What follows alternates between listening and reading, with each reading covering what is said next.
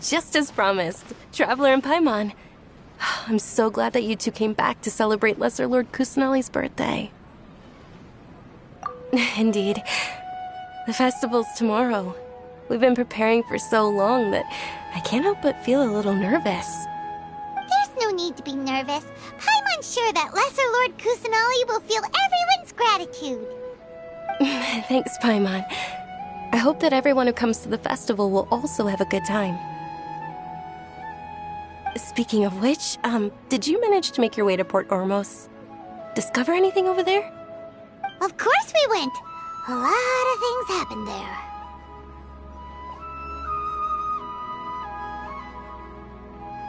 I see.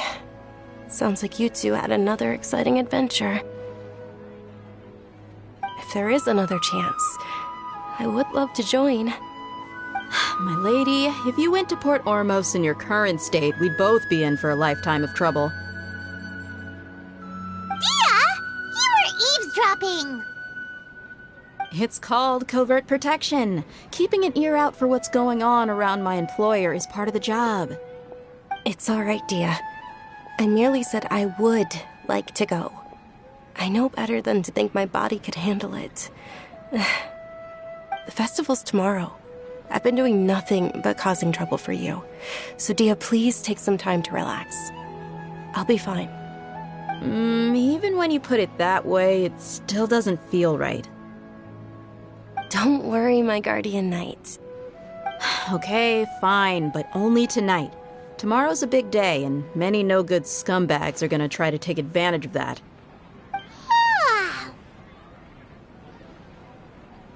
Oh, you two must be exhausted from your long journey back to the city. My apologies for not realizing this sooner. I've already prepared a room for you to rest. Please follow me. Whoa, you're so thoughtful. Paimon's so ready.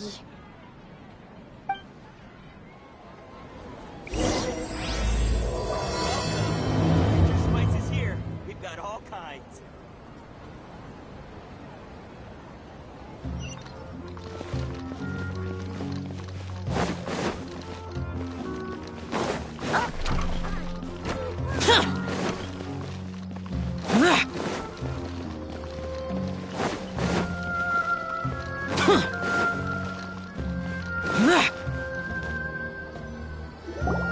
Here we are. It's also fairly close to where I've been staying. It looks really nice.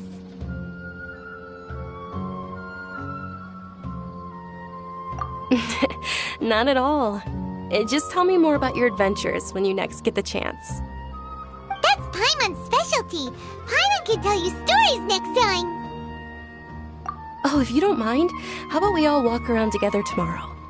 All of my friends will be working the festival, and Dia is still insisting on her covert protection.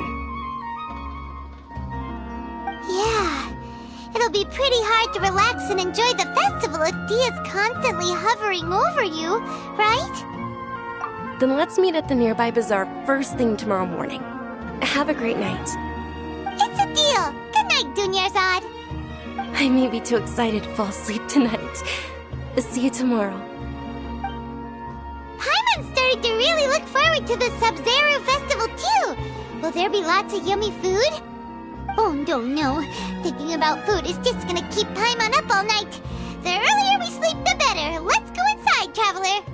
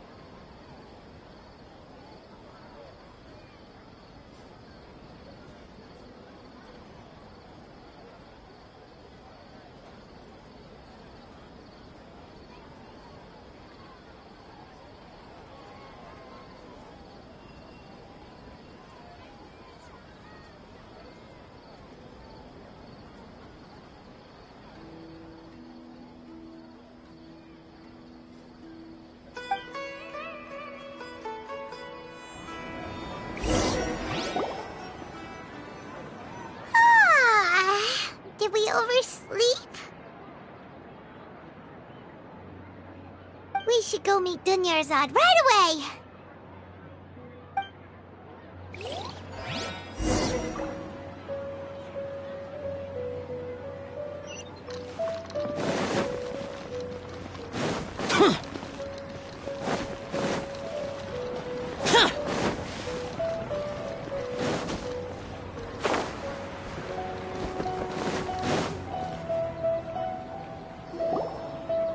Traveler, Paimon, I've been waiting for you two. Good morning, Dunyarzad. We must have overslept a little bit. Not at all. I arrived early. Today is finally here. I must cherish every moment as if it were gold. You've worked so hard for this day. You gotta enjoy it to the fullest. You know it. Oh, it's just that, as expected, I had some trouble falling asleep last night. I'm hoping my body won't be too much of an issue today. Well, shall we? Let's start with the stalls over there.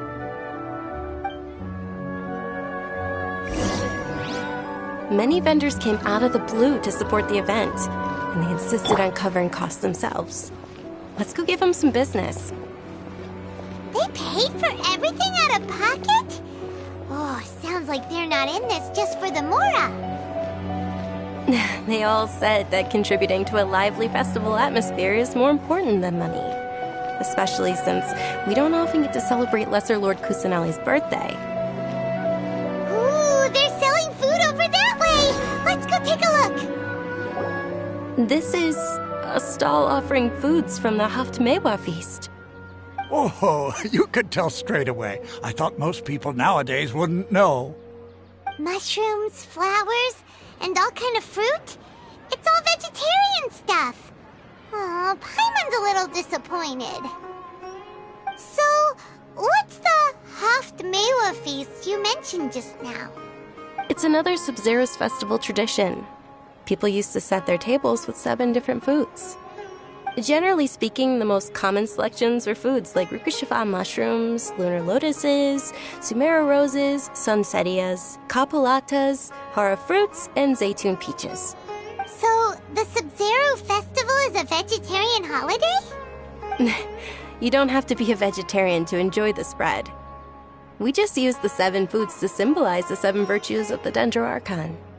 Wait, but if that's the case, if Sumera uses vegetarian food to represent the Dendro Archon, then wouldn't the Pyro Archon's festival be full of food like roasted fowl, juicy meatballs, grilled steak? Oh, Traveler, we have to go to Natlon as soon as possible!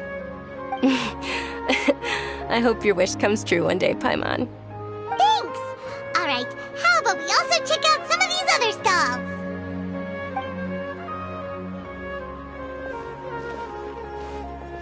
Dear customers, would you like to try your hand at alchemical divination? What's alchemical divination? Those two things sound like they'd be fun to try together. Right? I thought the same when I first heard about it. It is said to be a mysterious craft invented by none other than Lesser Lord Kusanali herself. So, how does it work? It's quite simple. After you give me any 2 alchemical reagents, I'll use them to perform a random transmutation. Sure sounds random. So random that it will probably fail. That is precisely what we need. After the transmutation fails, your one and only diviner here will interpret the remnants. Well, according to Lesser Lord Kusanali, everything is interconnected, and all that occurs can be traced back to fate. You could say this is a pearl of old wisdom. Why does everything sound so much more credible when Dunyarzad says it? Are you guys working together? So that's the true wisdom behind it. This young lady sure knows her stuff. So, how about it? Want to give it a try?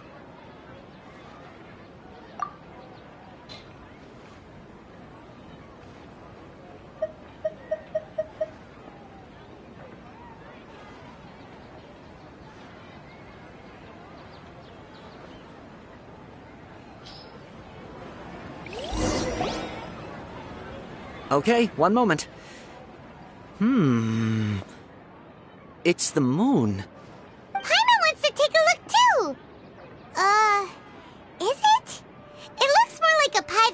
bit into? Generally speaking, the moon signifies...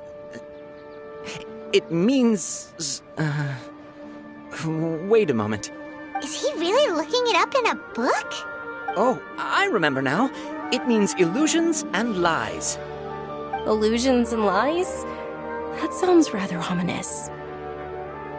Yes, but this book says that if you trust your intuition and overcome your fears, the sun will surely rise. He's not even trying to hide his book anymore. Naturally, fate will only ever show you the beginning of a journey. It is up to you to forge your own ending. Oh, thank you so much. I'll keep that in mind. Oh, it's nothing. I'm just learning as I go. Guess that was still pretty interesting. Okay, on to the next stop. They say the Sabzeruz festival was very lively a long, long time ago. Large flower carriages used to parade through the city. As they headed towards Port Ormos, people would throw flowers, candy, and liquor all along the way. Dunyarzad's eyes are sparkling right now. I wish I could have seen that spectacle. But if you ask me, I'm sure Nilu's dance of Sabzeruz would be just as impressive.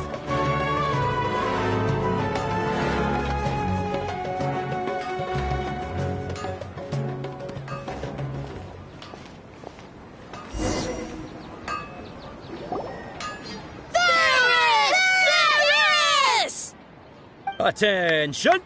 Soldiers, fall into formation if you want any Yalda candies.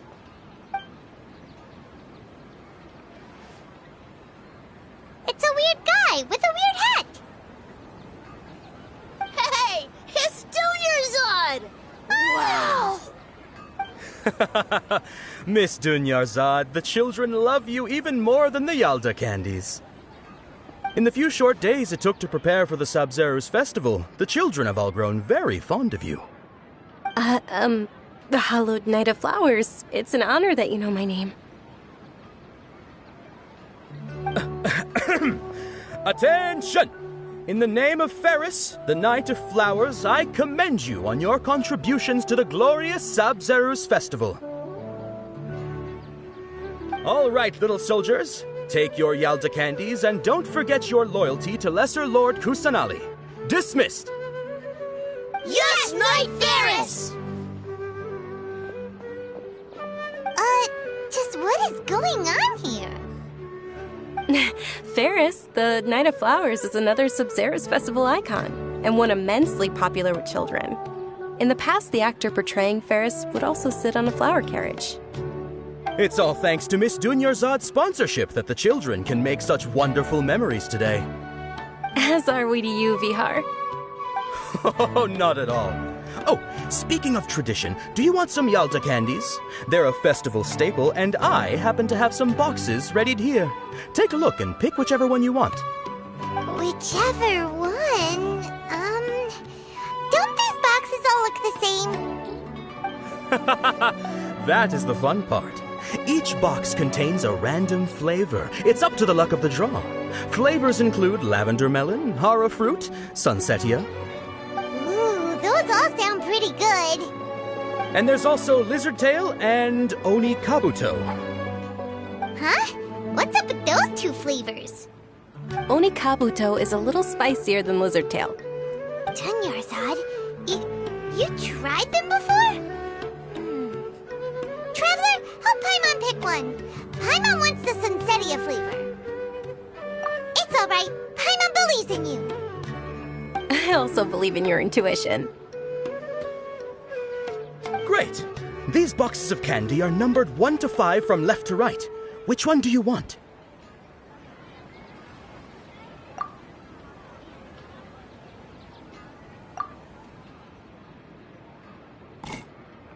Excellent work.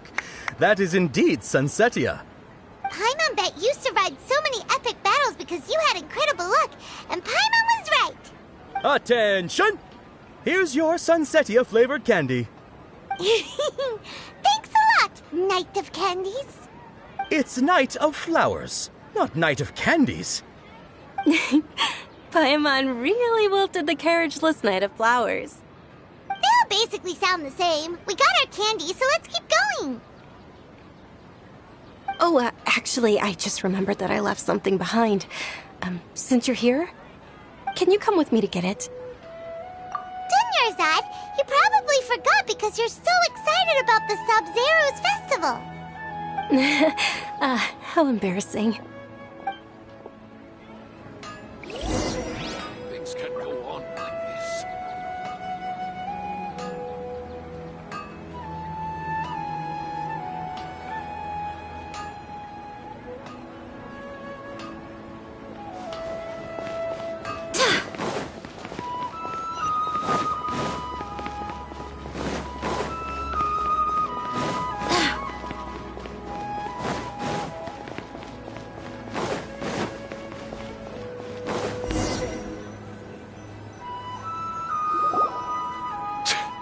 We're too late. Who knew the little lady was such an early riser? I know, right? Hey, wait a minute. Boss, isn't that her? Oh, that most certainly is. We're in luck. She's walking right into our clutches. Those Eremites don't look like they're up to any good. Who are you? I don't believe the Homayanis hired you. That's right. We haven't received any of their mora, but I wonder how much the Homayanis would shell out to get you back. They're a gang of kidnappers! Traveler, hurry and protect Dunyarzad!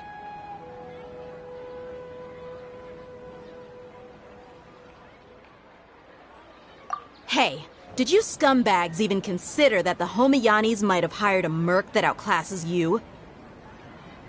You're Dia! Dia the Flame Mane! No wonder we mercs haven't heard anything about you for so long. You sold your unruly mane to the highest bidder. Don't speak so disrespectfully. My family started working with her as gratitude for her past kindness to us. Don't worry about it, my lady. Just some friendly banter between mercs. One punch and those rabid dogs will expose themselves for what they really are. Aren't your claws all dull by now? Don't get too cocky!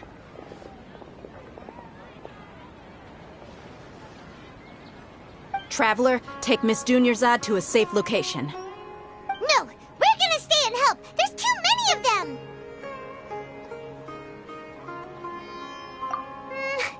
You're right. All right, fine. Please be careful, Dia. Don't waste your time worrying about me. This is my job. Look out for yourself. After I've wiped the floor with them, I'll go find you all.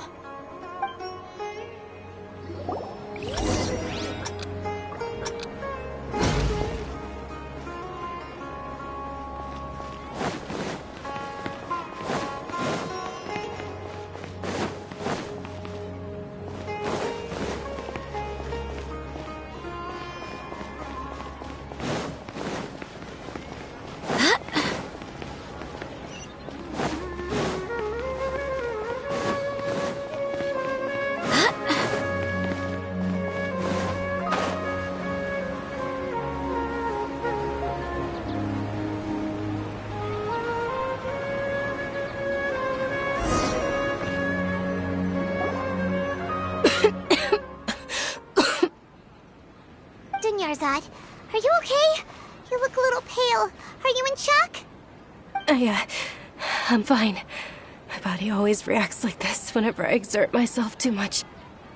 You sure you're okay?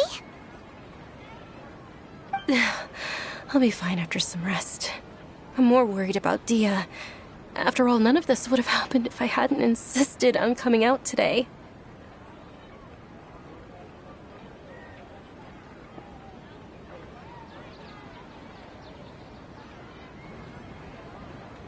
Yeah, don't worry.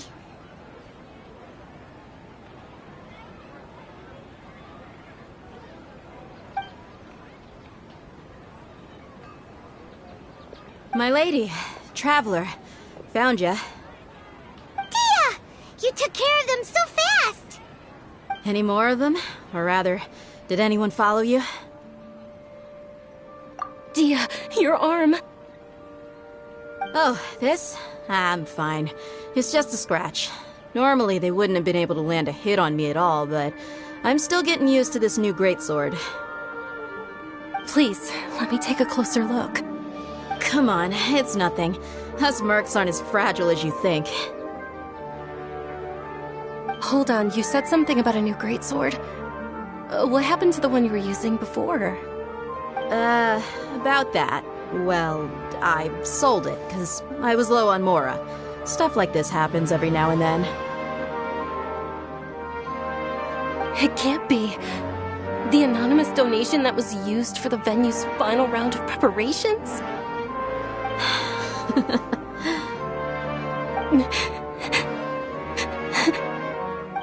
Hey, Miss Dunyarzad, I wasn't trying to make you cry, and I'm not gonna lose my commission because I made my employer cry, am I? Okay, making your employer cry won't affect your commission, but selling your weapon without permission and getting hurt? I'll have to reevaluate your performance. You're so unreasonable, my lady. Thank you very much, Dia. Don't be like that.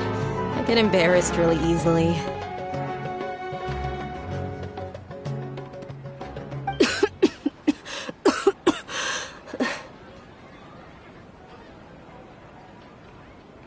Are you feeling unwell again, Dunyarzad? My lady, your condition. Traveler, can you take her somewhere to rest? I'll look around the area to make sure we're safe from an ambush.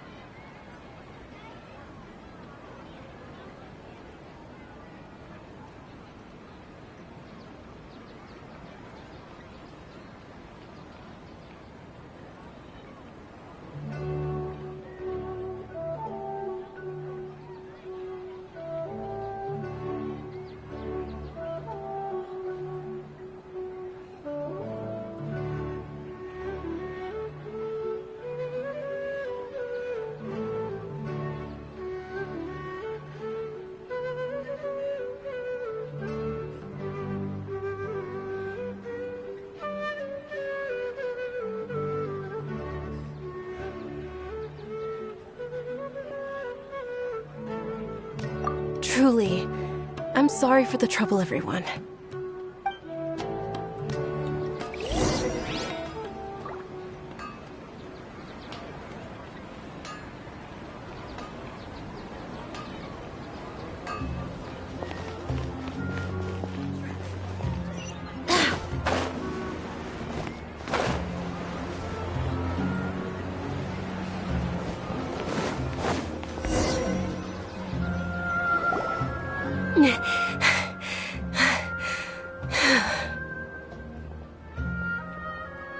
Are you feeling better, Dunyarzad? Yes, much better. Just give me a few moments and I'll be good to go. I didn't realize you were concerned about it. I guess I shouldn't continue to keep it a secret. I was actually born with Elazar. It's terminal now. Can't believe it's Elazar! Oh, you've already heard of Elazar. In that case, you probably know about its severity. Sumeru's current medical advancements still haven't been able to find a cure. The disease's progression can only be delayed through environmental therapy. Dunyarzad. There's no need to be sad. I've always lived with Elazar and I came to terms with it a long time ago. Compared to the simple fact that I'm afflicted with this, its effects on my life have been much more painful. I know that my family loves me dearly. They've done all they can to provide the best environment for me so that I can live for that much longer. However, I know I will one day succumb to this. Did you know? Before I ran away from home this time, the world outside of my home didn't even know that I existed. Since I was a child, all I could do was sit on my bed and stare at everything outside of my window. I'm sure my family's worried and disappointed in me for running away, but I just didn't want to have any regrets. I wanted to meet other people. To me, there's nothing more beautiful than being able to meet and speak with others. Not to mention the incredible time spent preparing for the festival. The joy on everyone's faces here, and all the support I've received from friends like Dia. This way, when my final day does arrive, it will be less sorrowful. At the very least, many people will remember that I once existed in this world, right? As long as you don't forget Paimon.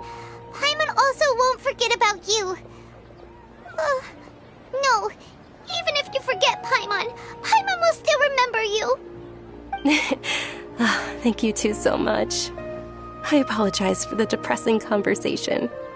This is out of character for me. To be honest, Lesser Lord Kusanali gave me the courage to do all of this. If it weren't for her encouragement, I wouldn't have taken that first step. Thanks. There will always be frustrations in life, but I know that the point of living is not to leave behind any regrets.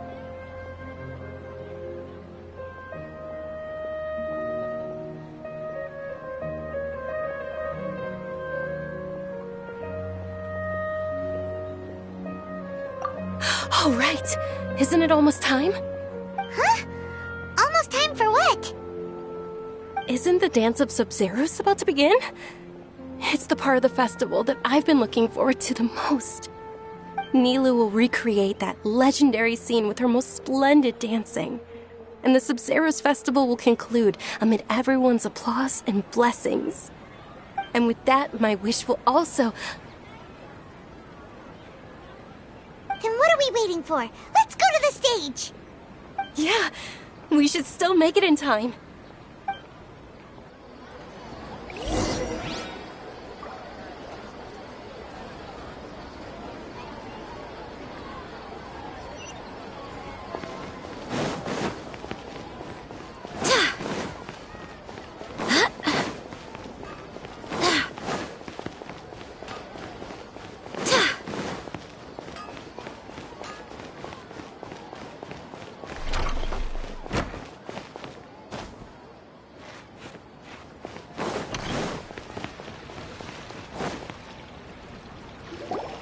Were you not aware that the law prohibits this type of performance from taking place without prior permission?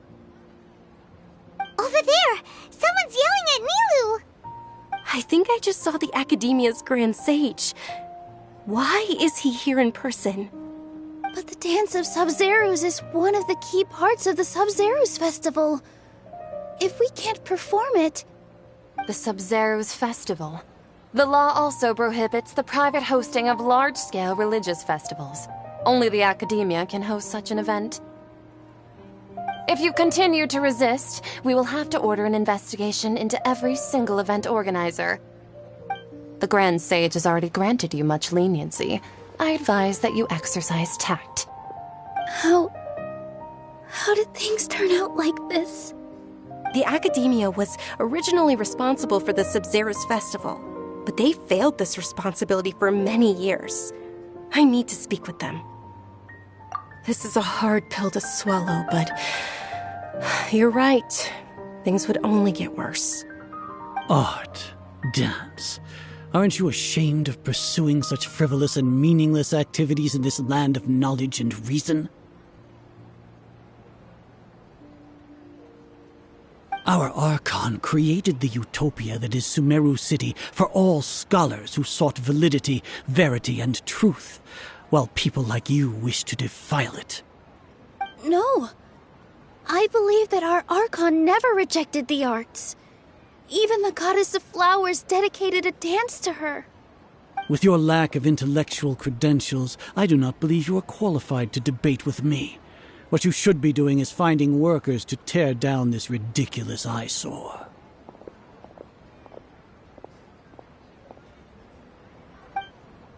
When we return, Have the scribe draft an ordinance before the next Nyargarbaha Day that prohibits public art performances.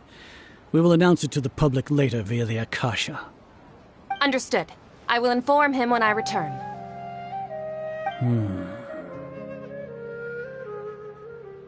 The Sabzeruz Festival. Go celebrate the birth of that god to your heart's content. Nilu, are you okay?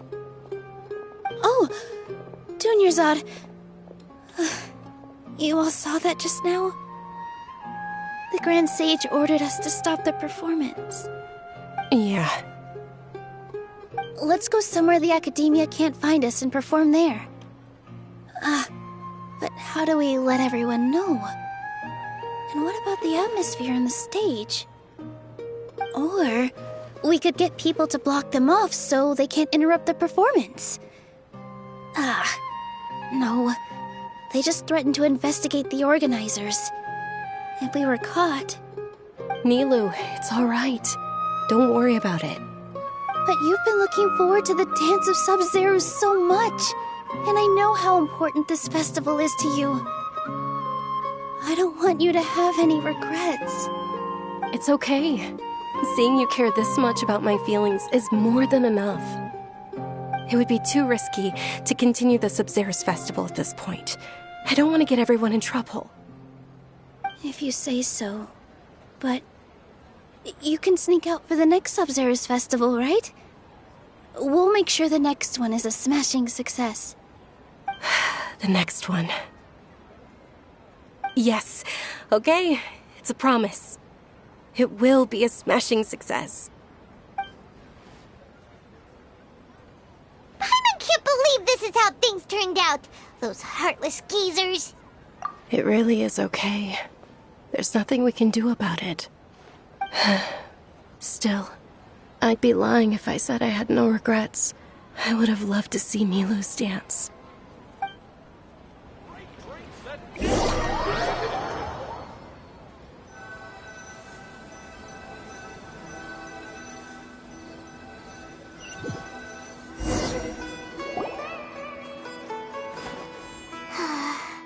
A lot happened today.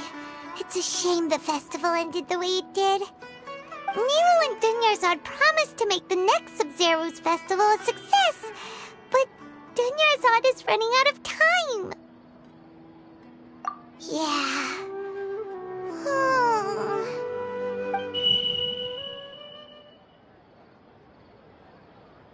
All connections have been secured to construct the most stable framework possible. The project has entered its most critical phase. Power has begun to flow from...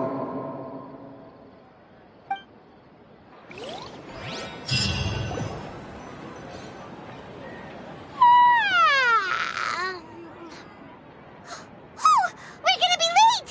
It's all because you wouldn't get out of bed! We should go meet Dunyarzad right away!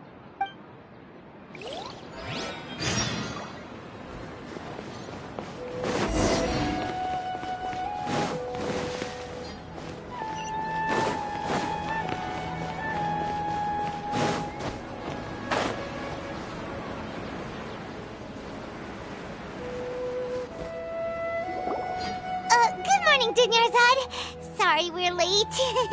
Not at all. I arrived early. You seem kinda tired. Did you not get enough sleep?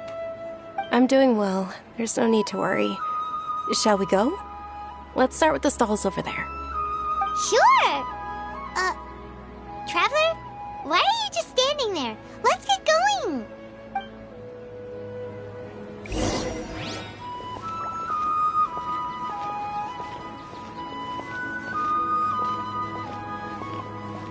Ooh, they're selling food over that way! Let's go take a look!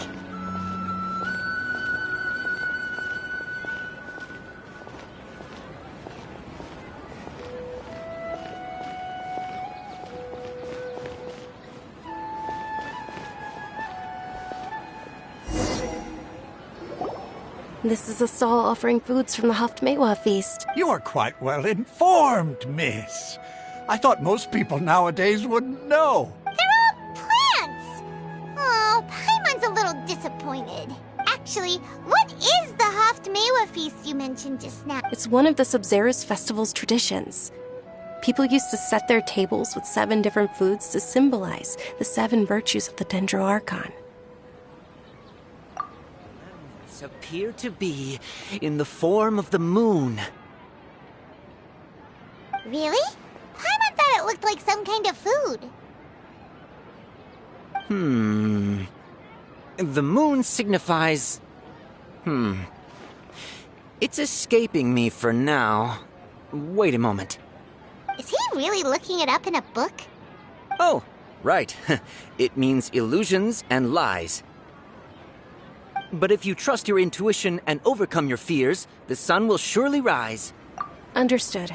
I'll keep that in mind. Oh, it's nothing. I'm just learning as I go.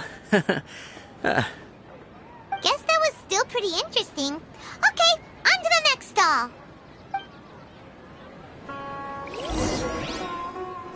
So, where to next?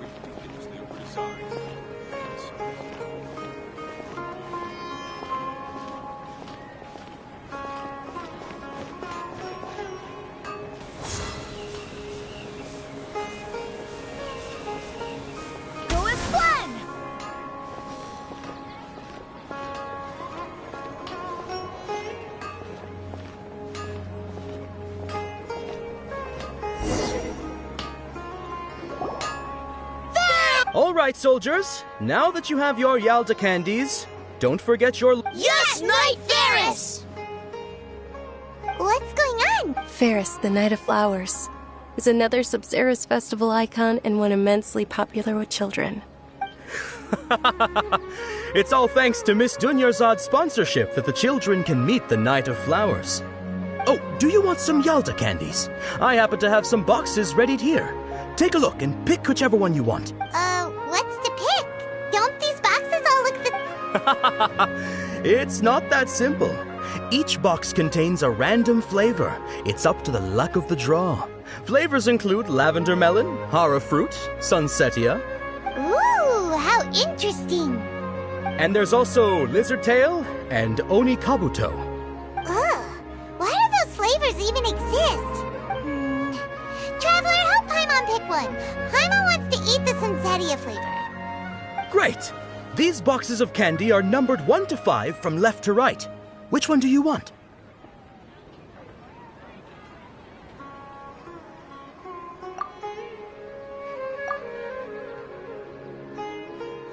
Ah, excellently chosen. Number 4 is indeed sunsetia. Paimon bet you had incredible luck, and Paimon was right. Huh? Are you saying that you instinctively chose the right box? But now that you mention it, Paimon also had the feeling you'd choose the right one. Is that maybe we didn't sleep very well last night? Or maybe we slept too much? Oh, sure. Huh? Where are you going? You're just gonna walk off like that?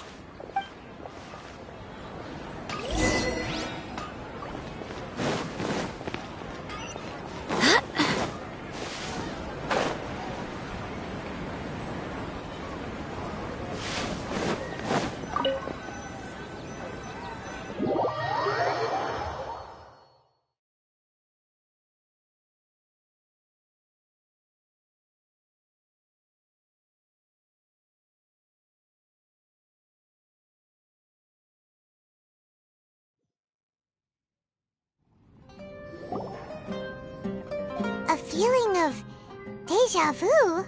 Oh, Paimon knows what that is. It's when you feel like you've already experienced whatever is going on. In that case, Paimon also felt something like that today. But that's just our brains playing tricks on us, isn't it? So why'd you run here in such a hurry?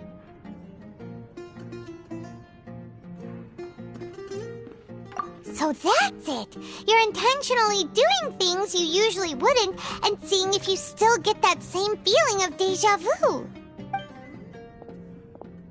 Welcome, you two. Are you here for lunch? What would you like to... Got it. You don't look like you're from these parts, but I gotta say, you've got good taste. I'll give this order to the kitchen. Coconut charcoal cake? Isn't it that burned thing that didn't look tasty at all? Oh, Paimon understands what you're trying to do now. You'd never normally order something like this.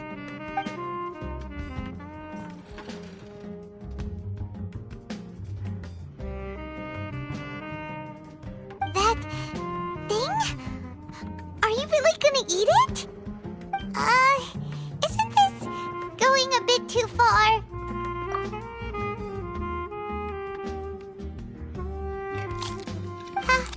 How was it? The look on your face is telling Paimon that it tasted awful.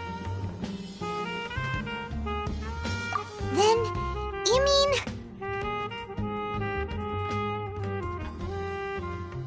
That's impossible! We were just talking about how gross it looked! So, would this be a case of taste bud deja vu?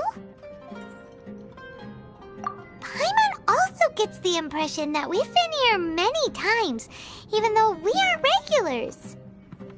How about we go out again and try something else?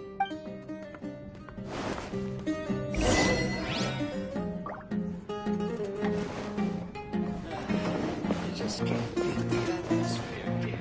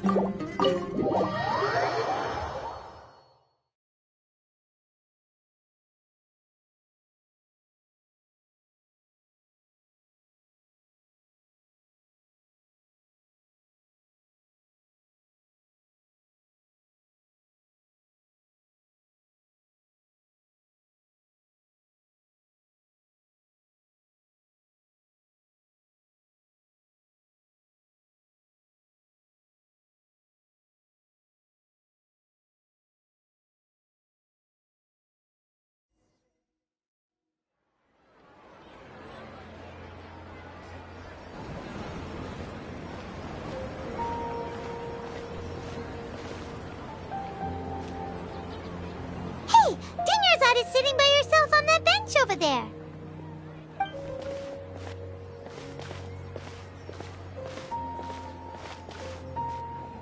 What a coincidence, Dunyarzad. We meet again. Why are you sitting here all by yourself? Oh, I ran into some kidnappers just now, but thankfully Dia came to my rescue. I started to feel unwell after that, so... Kidnappers? Oh my goodness, are you hurt? I'm okay. Dia's arm got scratched, but it isn't serious. Whew, that's a big relief. But, Dunyarzad, you seem a little down today. It's the Sabzeruz festival, and you've been looking forward to it so much. Not at all. I've always been like this. Excessive physical exertion or strong emotions tend to aggravate my illness. Besides, no matter how amazing today may be, it is but a single day. After however many more days, my time will come to an end. Paimon doesn't quite follow you, and Paimon feels like something's really got you down right now. It really is fine. I don't mind.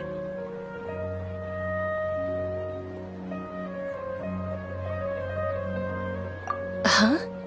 Did something happen? Dunyarzad, have you ever felt deja vu? You know, like when you've already experienced something that's happening right now? Deja vu? No. But my days have been the same for years now. Even if I were feeling deja vu, I suppose I would already be used to it. Oh, Paimon sees. Then, is it only the two of us? It's almost time. Huh? Time for what? Nilu's Dance of Sabzeruz is about to begin. Let's go.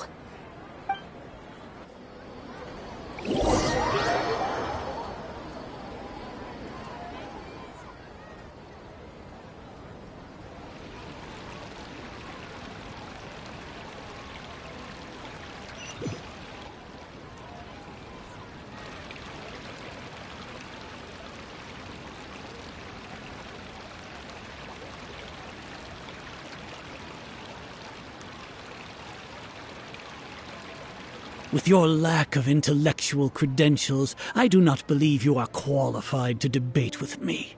What you should be doing is finding workers to tear down this ridiculous eyesore. When we return, have the scribe draft an ordinance before the next Nyagarbaha Day that prohibits public art performances. We will publicly announce it later through the Akasha. Understood. I will inform him when I return. The Sabzeruz festival. Go celebrate the birth of that god to your heart's content.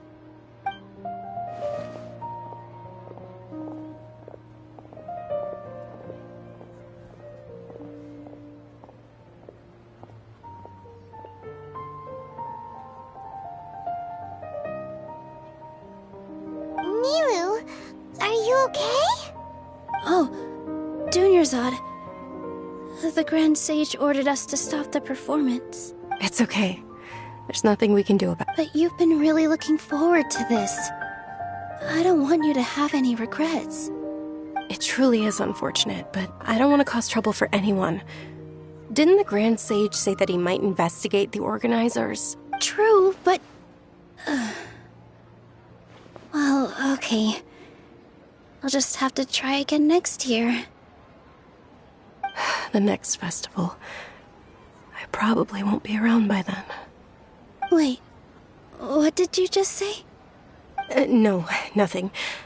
I'll be heading back to rest. Thank you for your help, everyone. Paimon can't believe what those heartless geezers did!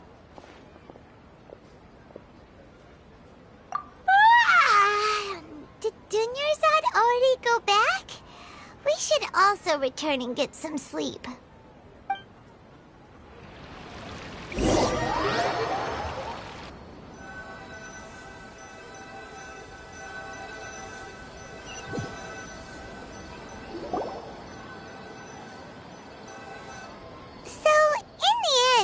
You still couldn't figure out what that deja vu feeling was all about? Maybe it really was because of exhaustion. Same here. That's why Paimon stopped thinking about it halfway through the day. Then, how about we settle in and get a good night's sleep? For now, we can chalk things up to exhaustion. We can do more thinking tomorrow.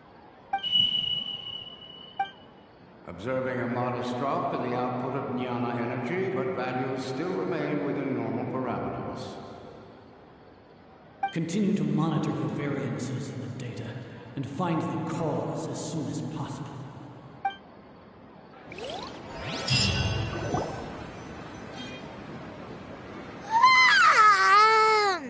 Why does Paimon feel so tired after so much sleep? Anyway, we should go meet Dunyarzad right away.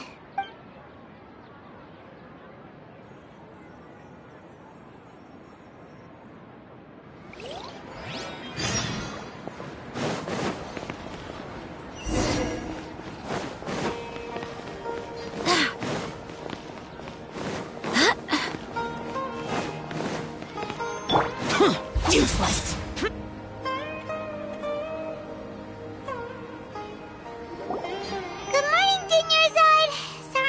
You waiting? Not at all. I arrived early. Huh? Paimon thinks you sound kinda tired. Did you not get enough sleep?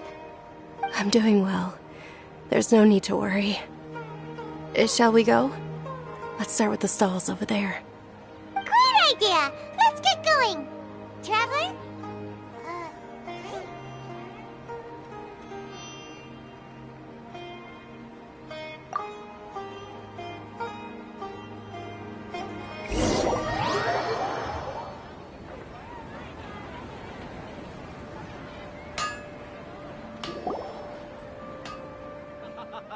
It's all thanks to Miss Dunyarzad's sponsorship that the children can enjoy. Oh, are you interested in Yalda candies? I have some boxes of candy here. Pick whichever one you want. Not much of a choice. It's not that simple. Each box contains a random flavor. It's up. They all sound pretty tasty. And there's also Lizard Tail and Oni Kabuto. Huh? What were those last two? He'll help me choose.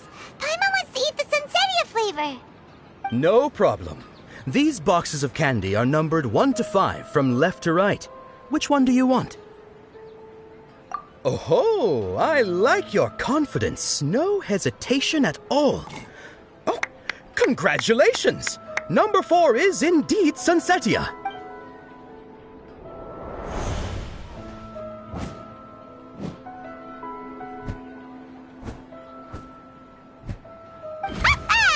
Paimon knew he always had incredible luck.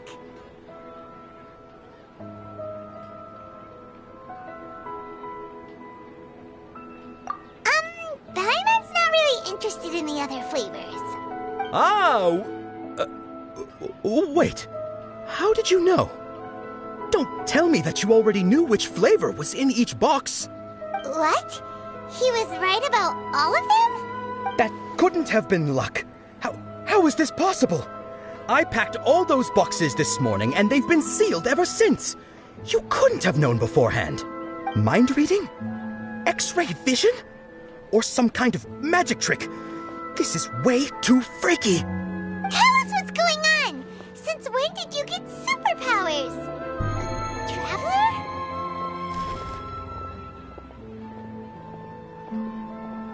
Hey, where are you going?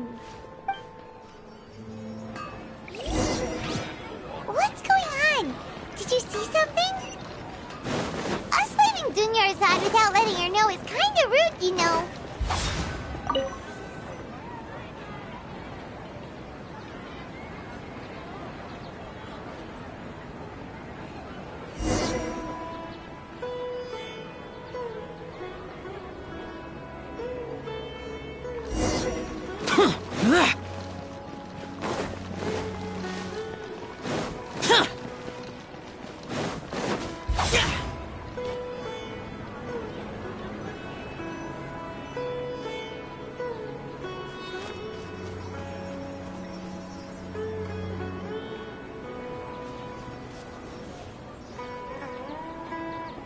What are you looking for? Why did we come here?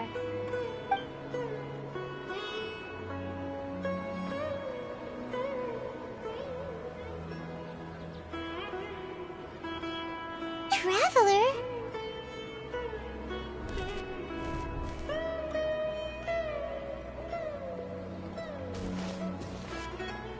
That's...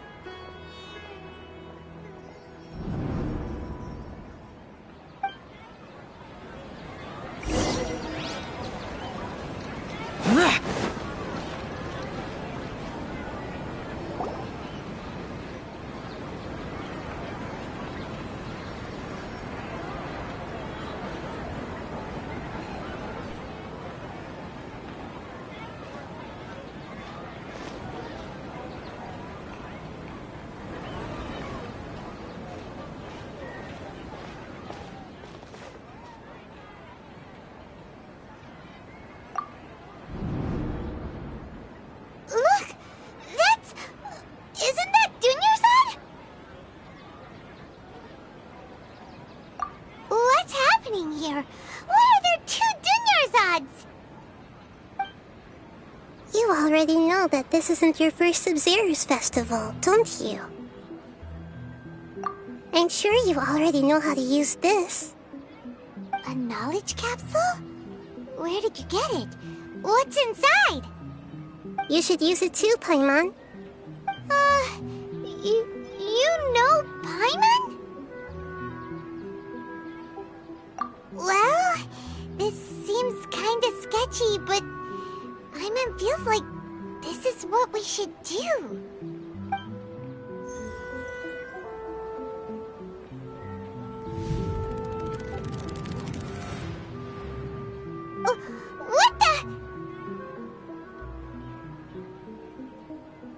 This is our 20th time at the Sabzeruz festival? Huh? No. The 30th? 40th? Just how many times have we been to the Sabzeruz festival?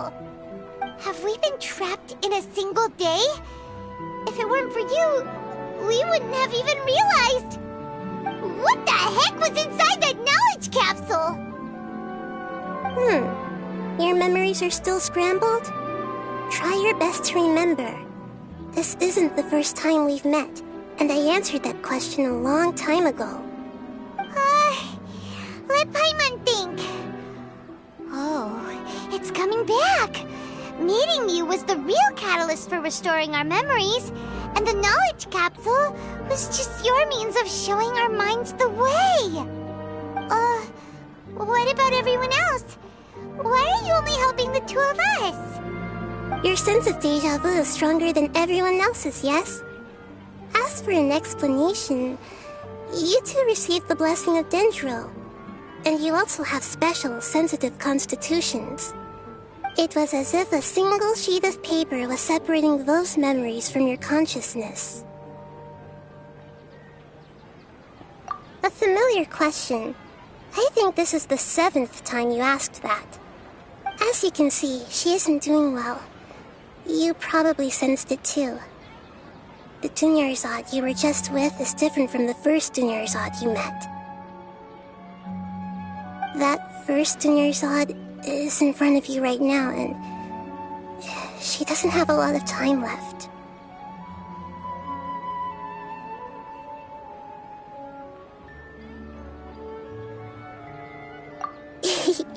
Looks like you're almost done sorting out your brain. Oh yeah, I'm Nahida. Good, you passed the test. What's happening? You can awaken our memories, and you seem like you know what's going on. Oh, wait, please don't tell Paimon even you don't know. Everything in this world runs in a loop. This cycle is called a samsara. You, me, and everyone else are all stuck inside a one-day samsara. As for the truth, that's on you to find out. If you were told the truth instead of discovering it yourselves, it would literally blow your minds. I don't know how you'd be after that. I can only give you surface-level help, like bits of information and subtle hints. For the rest of the time, I'll be doing all I can to slow down Dunyarzad's illness. She looks like she isn't doing well at all. Her illness gets worse after each Sabzeruz festival. If we can break out of the samsara, I might be able to save her. But as things are right now, she's just a small bird in the sky that's about to lose its last feathers. All I can do is raise a gale to delay her fall. You sure love to use weird analogies. Analogies are wonderful tools. They let you use existing knowledge to understand unfamiliar things. Okay, so, with what you know so far, what do you think the truth is?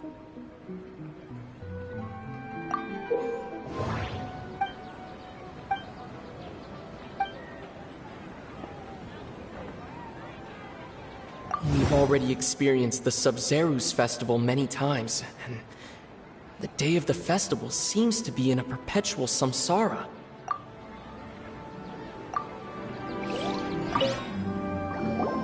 Okay, so, with what you know so far, what do you think the truth is?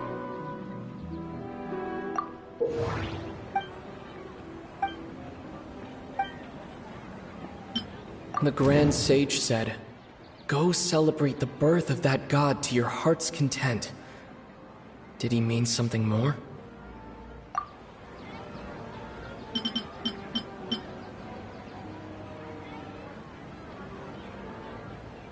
The Grand Sage said, "Go celebrate..."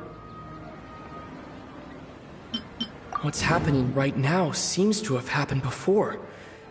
This feeling has been getting stronger and stronger. That doesn't sound right. I need to carefully think things through. That doesn't sound right. The moon, illusions, and lies. What do they all mean? That doesn't sound right. My mind feels exhausted, even though That doesn't sound... My mind...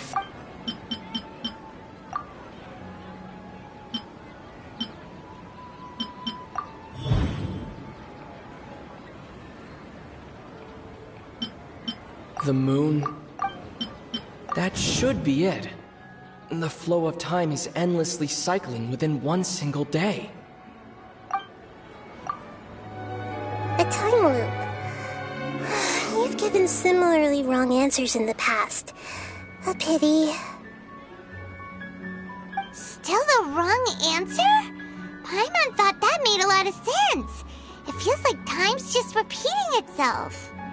A simple time loop can't explain some of the phenomena. You two are still missing a lot of information. Unfortunately, I can't give you any more hints.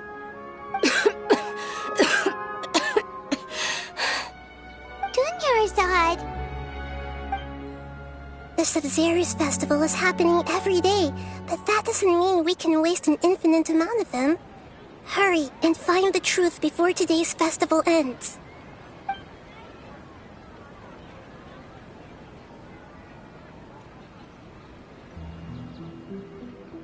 Let's think about our current situation. To save Dunyarzad, we have to escape the samsara of the Sabzeruz festival. And to do that, we need to figure out what's happening. The truth. Nahida rejected the idea of a time loop, so we must have missed something, right? Paimon's memories say that we've already done this many times, but let's go talk to people again. It's more productive than sitting here and scratching our heads. Why don't we start with those stall owners?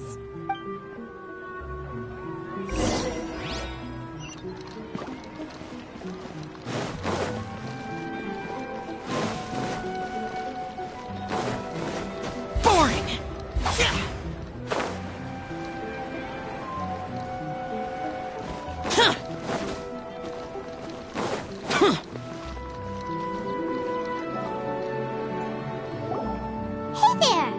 Hey, it's you guys again.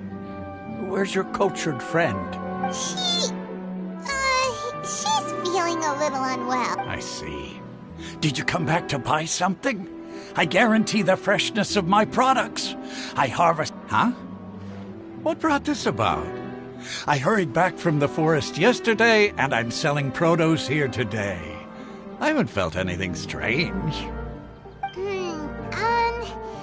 To put it another way, if you really think about it, was yesterday truly yesterday?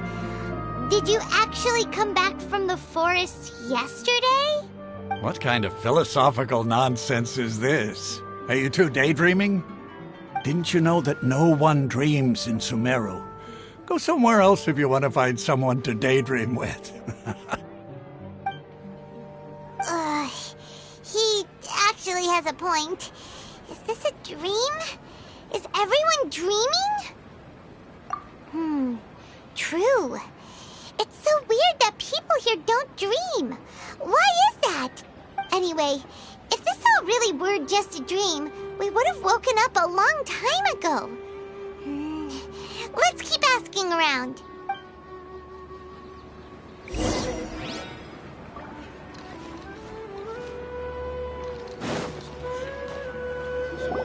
Oh, it's you two. Was my divination so accurate that you felt compelled to compliment me in person? Ooh, I knew it! I told you, the god's divination is highly accurate. You just hadn't fully understood its significance yet. You're really excited about this, huh? That's exactly why we came back. Help us better understand it. Help you better understand it? Well, that isn't exactly what I excel at. So, you're admitting that you don't have a clue? Anyway, what kind of situation did you get into?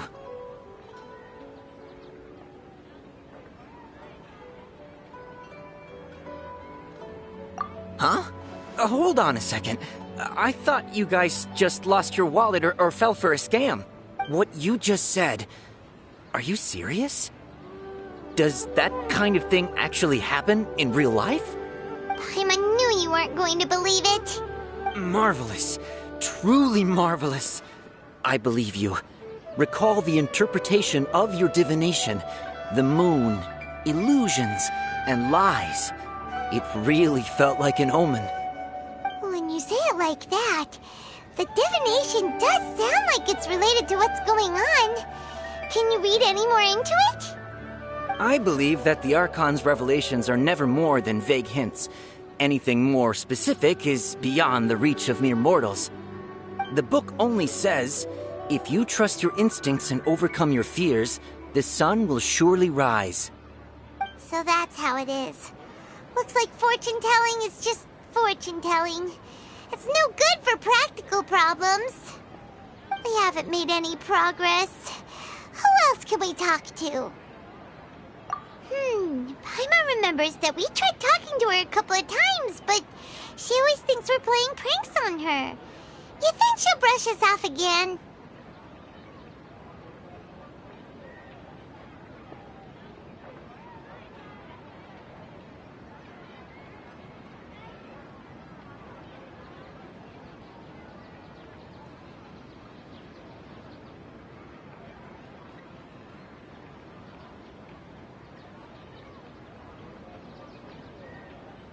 Yeah, if we tap into Dia's strong sense of responsibility as a mercenary, then she'll definitely take us seriously.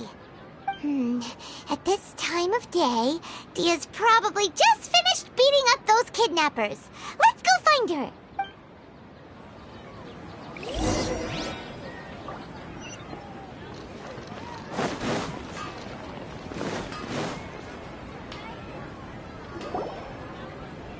I'm fine, my lady. It's just a scratch. Perfect timing. Both of you are here. Paimon, Traveler, you came at just the right time. Listen, there was a dangerous Huh? You saw? Then why didn't you jump in earlier? If someone was protecting Miss Dunyarzad, I could have went all out. Anyway, can you do something for me? You want the Traveler to take Dunyarzad somewhere to rest up while you check to see if there's still any kidnappers around. Did Paimon get that right? How did you know what I was going to say? We need to say something convincing.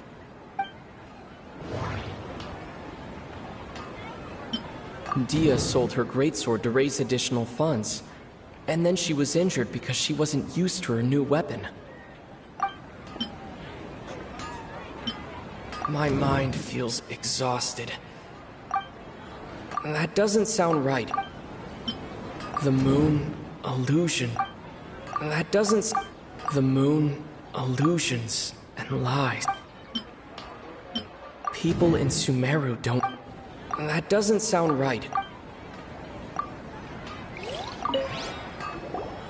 I'm fine. Perfect timing. Paimon, Traveler, you came at just the right time. Listen, there was a dangerous Huh? You want the Traveler? How did you know what We need to say something... People in Sumeru don't drink.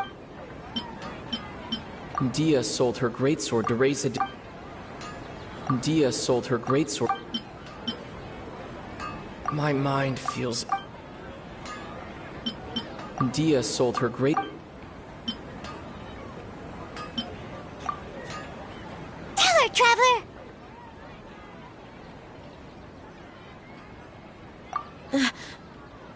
I didn't tell anyone about that. Including Miss Dunyarzad. You couldn't have known. And just now, you literally took the words right out of my mouth. What's going on? All right, so this is the situation.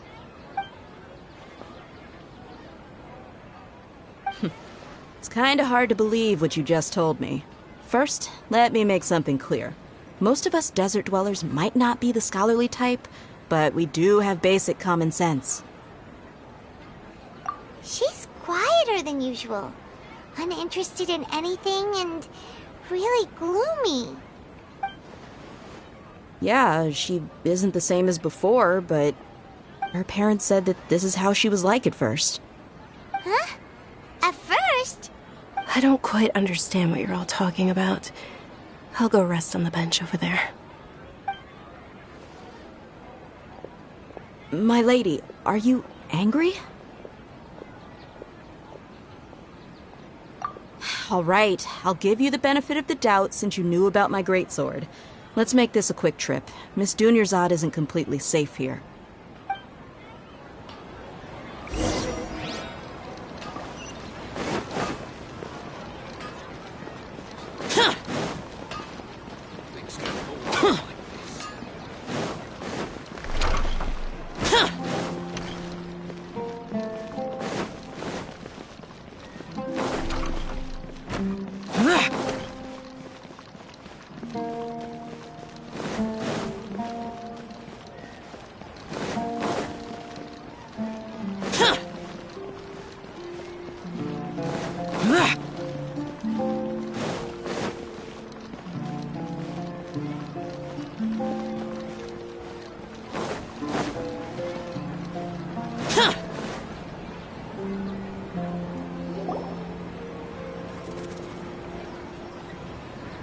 Nahida!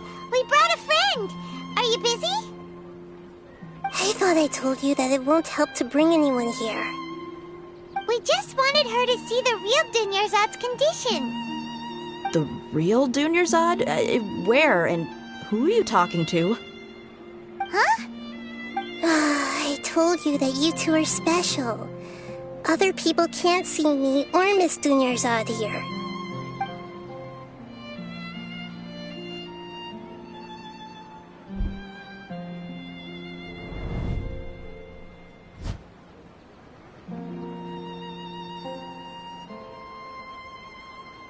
Hold on. Over there.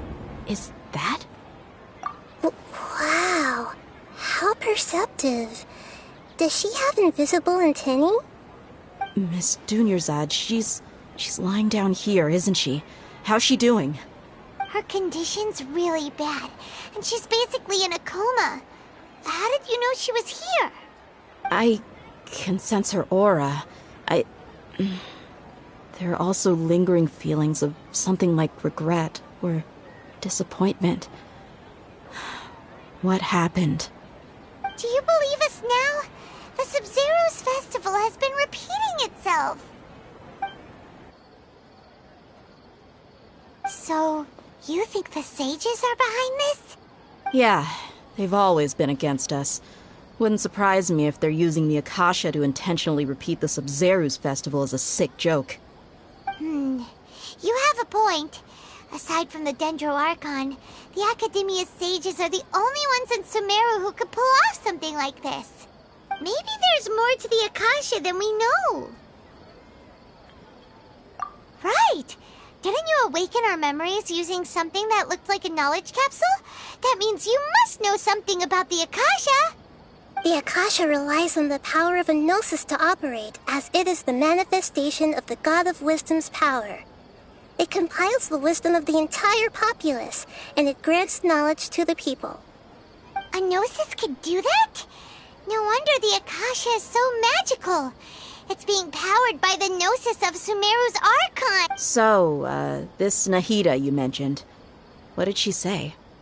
She said, and Paimon quotes, "The Akasha relies on the power of a gnosis to operate, as it is the manifestation of the God of Wisdom's power.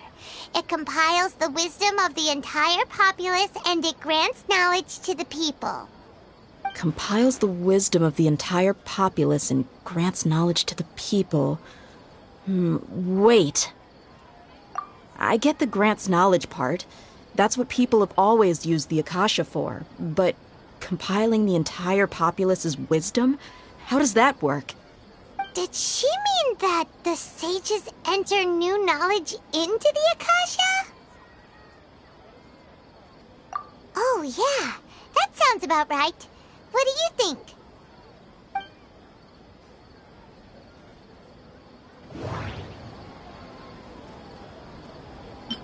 Okay, Nahida said the Akasha relies on the power of a gnosis to operate, as it is the manifestation of the God of Wisdom's power. It compiles the wisdom of the entire populace, and it grants knowledge to the people. That doesn't sound right. My mind feels exhausted. You mean the Akasha is causing our mental fatigue? Huh. Now that I think about it, my head's been feeling unusually heavy. When the desert dwellers set off on their quest for knowledge, a sage once said, knowledge always comes at a price. Compiling the entire country's knowledge. You think the Akasha pulled a 180 and is extracting information from us?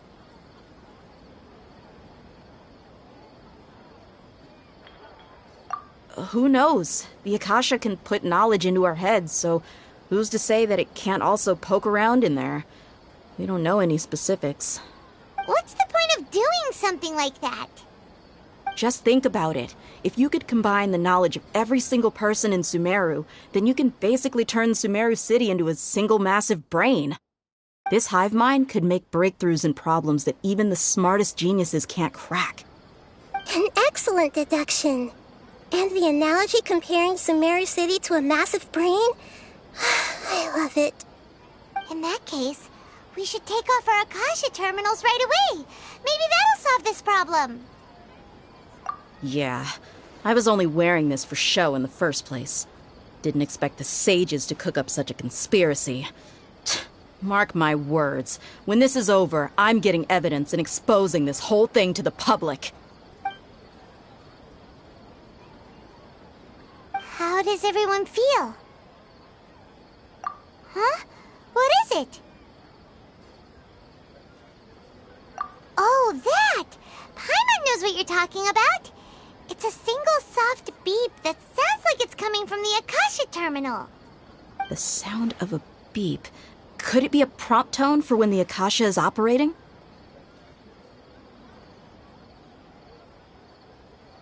That's probably an important clue. We weren't using our terminals, but we heard a beep anyway.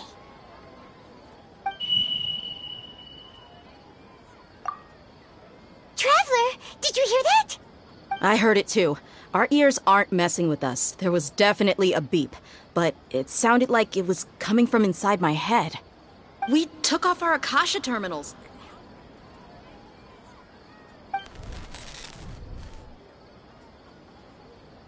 Phase runtime has exceeded its expected length. At this rate, there may be casualties. But we cannot lose all of our progress.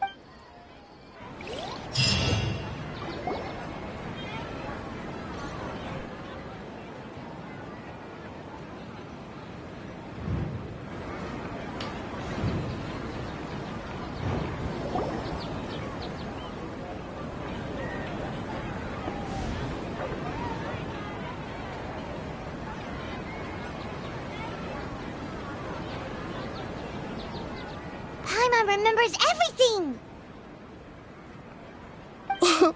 Good. You adapted quickly this time.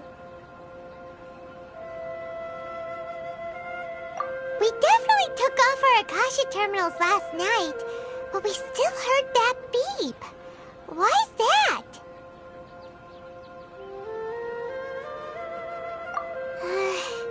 But now we can at least confirm one thing. The Akasha definitely has something to do with whatever's trapping us in this cycle. Oh, Paimon doesn't get it. Why would the Akasha go this far if all it wants is everybody's wisdom? It's extremely difficult for lab rats in an experiment to understand why they're being treated the way they are. If we're lab rats, then what are you? Nahida, you've never told us anything about yourself. I guess I'm the moon. The moon? Wasn't that the result of our divination? Anyway, knowing who I am won't help you get closer to the truth, so you should focus on other things. Don't get distracted and miss any clues. Okay then. Dia helped us a lot yesterday, so let's go find her. If Paimon's reading the time correctly, those kidnappers should be showing up soon.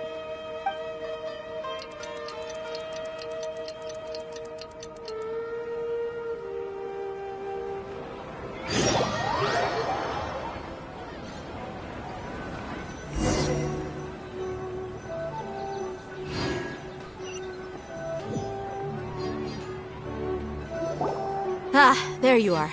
I've already taken care of those kidnappers. My lady, did you get hurt? Dia?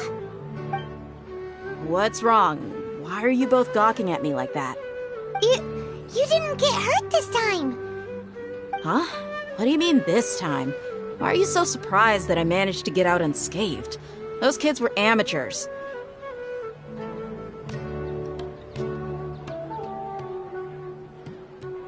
Shh! How did you know about my greatsword? I haven't told anyone about it. Please, don't tell Miss Dunyarzad. So Dia's lost her memories after all.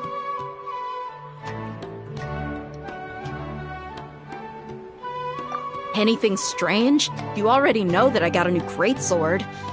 If I had to say something, it's weird how such a new weapon could feel so familiar. It's as if I've already used it to fight a countless number of battles. You're saying that although you don't remember using it, your body feels like it does? That's right. Both mercenaries and warriors heavily rely on muscle memory. Only knowing the theory of battle won't get you anywhere. Traveler, what do you think?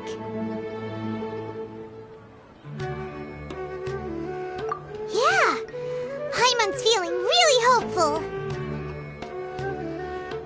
Oh, you're right! Earlier in the Samsara, something like this would have never happened. I have no clue what you two are talking about, but it's still dangerous here, so... So you want us to take Dunyarzad somewhere else to rest while you check if there are still more kidnappers around, right? How did you know what I was gonna say? Can you read minds? Forget it. Go and do your thing.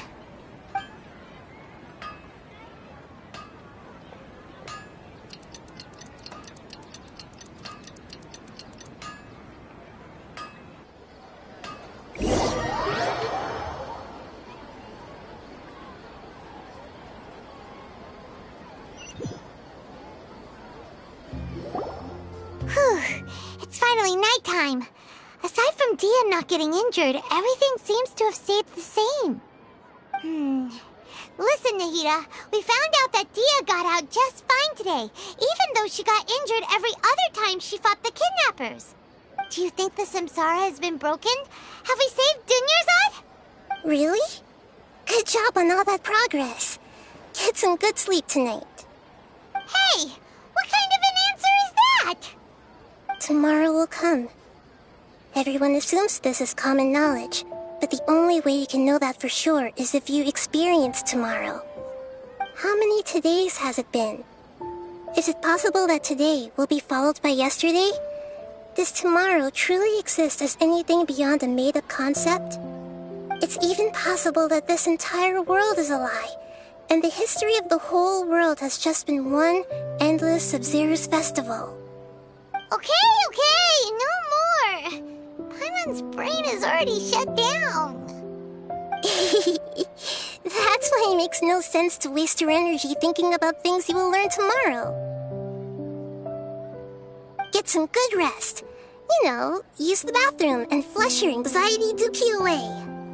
Huh? Hold on, what did you just say? Did Paimon hear you correctly? Huh?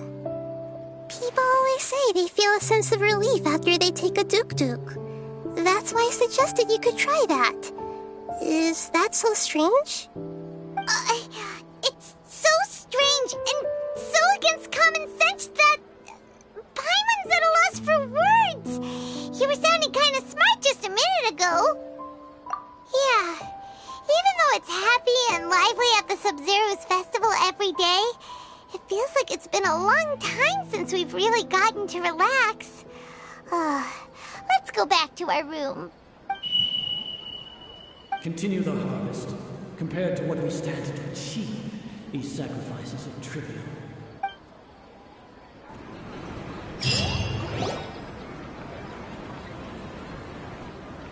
We're still in the same day!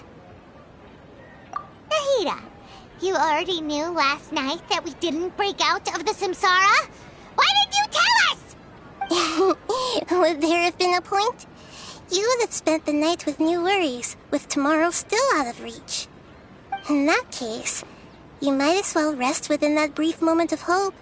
An opportunity like that doesn't come by often, and I thought it might help you clear your minds. Paimon thought that Duke did that! Whatever. Guess you were looking out for us after all. Of course.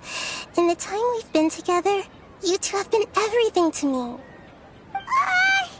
Paimon's flattered and everything, but...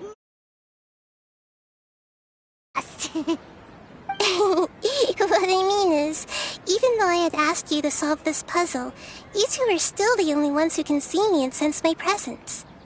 In other words, if you weren't here, I may as well not exist. That's why you two have been everything to me. Get it?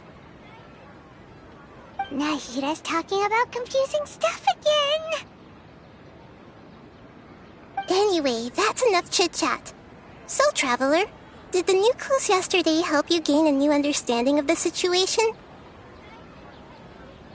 Huh? Why are you scrapping your previous theory?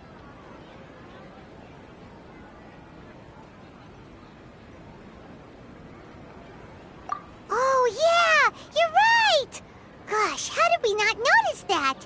In a simple time loop, people's physical conditions should also reset.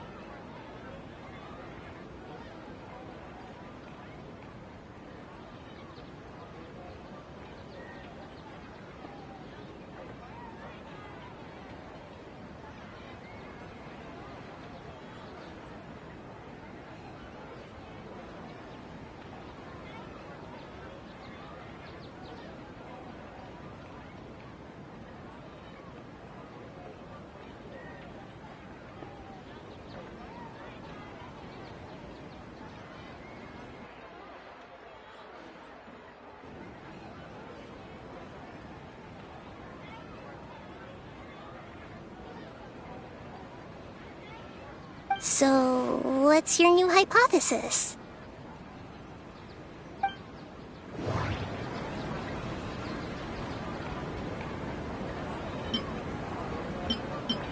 Okay, Nahita said the Akasha relies on the power of a gnosis to operate, as it is the manifestation of the God of Wisdom's power. That doesn't sound right. Mercenaries rely heavily on muscle memory, and Dia was able to use her experiences to avoid injury in later samsara.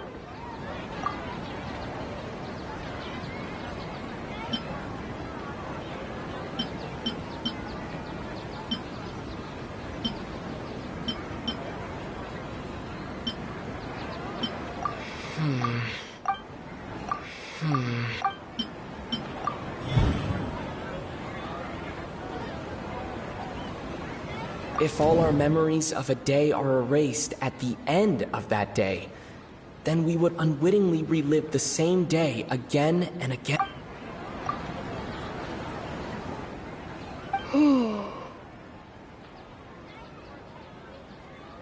Oh! Then the beep we hear every night could just be indicating the deletion of our memories! That's why when we wake up, everyone thinks the Sabzeruz festival hasn't happened yet! It's already the next day, but everyone still thinks it's the day before! But muscle memory can't be erased. That's why Dia has been getting better at using her greatsword. Now everything makes sense! A brilliant deduction. Nahita, tell us if we're right or wrong.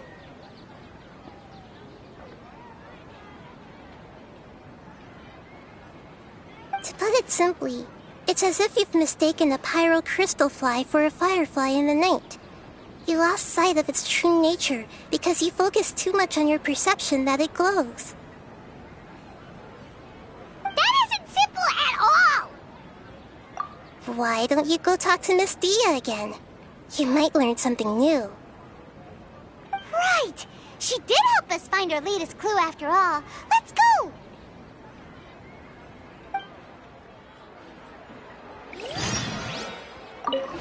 We don't have many more festivals to waste.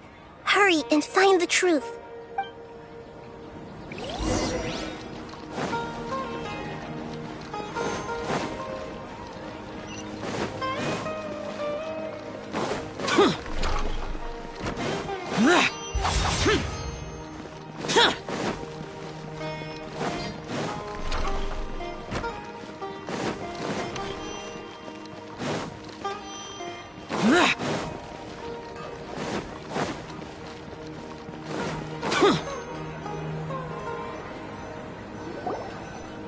There you are.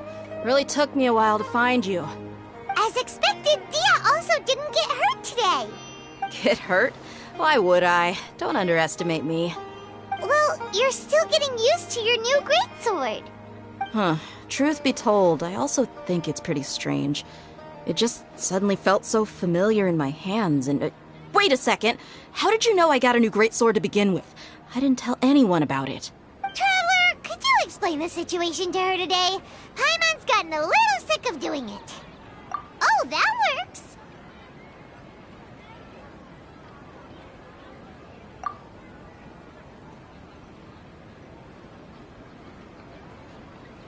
What happened to you guys while I was gone?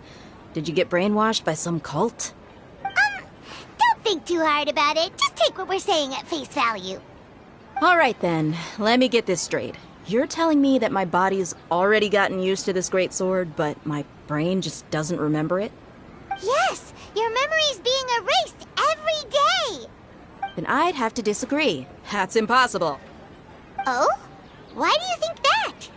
If we've actually been reliving the Sabzeruz festival day after day, then what happened to the things we used, the money we spent, the food we ate?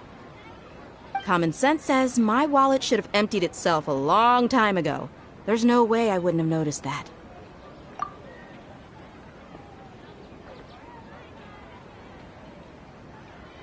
Right! They could use the Akasha to record what everyone did that day, and then use the city's resources to replenish everything! It's not very likely, but it's also not impossible. No, it is impossible. I've got proof.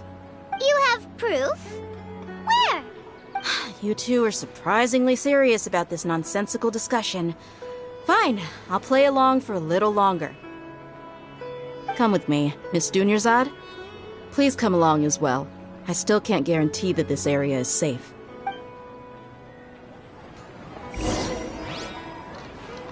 Paimon can't believe it's Dia who wants to show us something this time.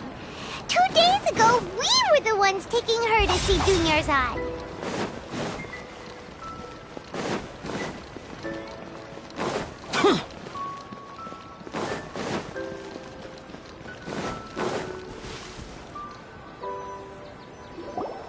This is it. Huh? This is a wooden training dummy. What about it? See those marks on the dummy? Those are the result of several days' worth of practice. Let's say the sages didn't replace it every day. Shouldn't it be hacked to pieces by now? That's true, but what if they did? Then the sages would have had to reproduce every mark I left during previous training sessions. I'm a professional fighter. My martial school has always emphasized the importance of refined control. The force, angle, and entry point of each strike is calculated and deliberate. That's why I remember every mark on the dummy, as well as my state of mind as I made each strike. It's just as they say. Each swordsman has their own unique style, and even the same swordsman can't make the same cut twice. It would be impossible to copy these marks. Is it really impossible? What if they used some fancy machine to carve every single mark? People often say that a camera's photo can never replace an artist's painting because the former has no spirit to it. The same thing applies here. At a mere glance, I can differentiate carved marks from the results of combat training.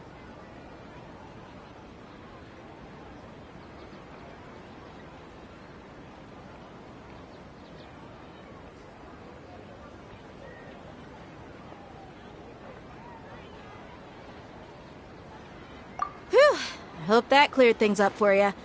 Hey, is this that new brain-exercise game that's been super popular with the scholars lately? It's surprisingly fun. Anyway, it's getting late. I should escort Miss Dunyarzad to Nilu's stage. See you later. Well, back to square one. Is our memory deletion theory also wrong? But at least we've reached some other conclusions in the meantime. Yep, that's true. So, can we think of any new ideas right now? Strange? Paimon feels like everything's been strange lately. Huh? Leaving the city? You're right! It's really strange how we never thought of such a simple solution! Many things should become clear if we can confirm the flow of time outside of the city. Paimon can't believe it! Did we miss this because we're tunnel visioning too hard on our other theories? Or because we're just too tired? How about we go back and ask Nahida? Maybe we've forgotten something about leaving the city.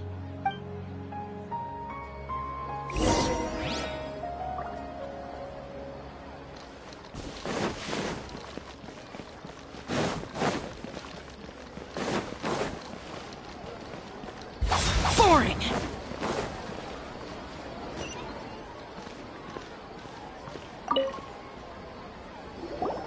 Nahida, we're back!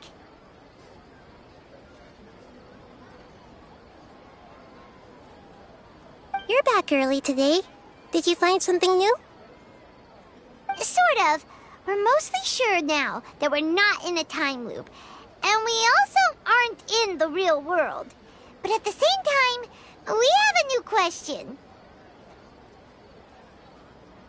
Leaving the city. As far as I remember, you've mentioned your plans to do that twice before. We did? But we don't remember anything. What happened after we talked about those plans? What did we say when we got back? Let me think. I don't think you ever actually told me what the outcome was. Oh, it's probably more accurate to say that both times you never came back the whole night. But you two sometimes stay out the entire night anyway, so at the time, I didn't think too much about it.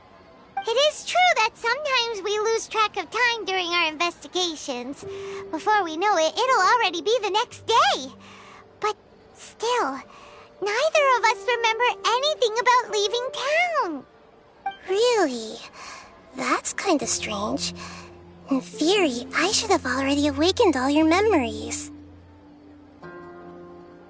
Yep, something here's definitely fishy. Let's get to the bottom of this tomorrow.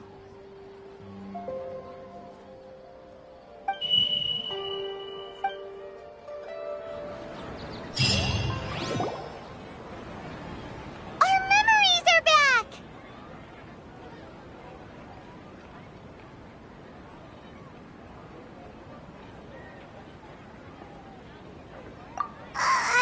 About that. Well, where should Paimon begin? Traveler, aside from your memories that were just restored, I have another message for you. Listen to it and you'll understand. Can't go back. There are countless spaces here. Our Sabzeruz festival in Sumeru City is just one of them. Traveler, you should be missing 2 days' worth of memories. Paimon will fill you in.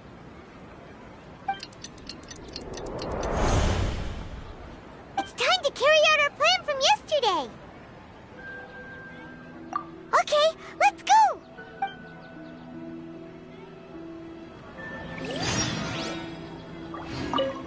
We don't have many more festivals to waste. Hurry and find the truth.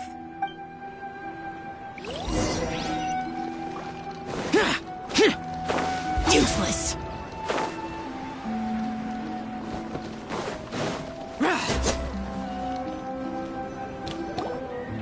Why can't we leave the city? What is the Academia up to now? Don't ask me. It's not like I can tell you anything. This is a direct order from the Grand Sage. Just wait until tomorrow. I have a real emergency. My goods have already arrived at Port Ormos. If I don't hurry, they'll be stolen. That's your problem. Make sure you make a request in advance next time. But it's not like you can just predict business matters in advance. It looks like the Academia already announced a lockdown for Sabzeruz City today. How completely unsurprising. Let's go and question them. Hello, sir. Why can't we leave the city today? Here we go again. Don't ask me. I don't know either. We just received an order that no one is allowed to enter or exit Sabzeruz today. They didn't tell us anything else. Angering me won't get you anywhere. If I had that kind of insider info, I would have left this stupid post long ago. It looks like he really doesn't know. If we can't get anything out of him, let's take matters into our own hands. Why don't we climb over the walls? Those guards can't be everywhere at once. This is a good spot, and the guard hasn't noticed us at all. Huh? Why? Are you going to leave Paimon behind? But what if things get really weird out there and you get into some trouble? Then Paimon won't be able to help you. Oh, Paimon knows that Paimon can't do much, but we've always been together. Okay. Paimon will wait for you. Promise Paimon that you'll come back as soon as possible. And please, be careful.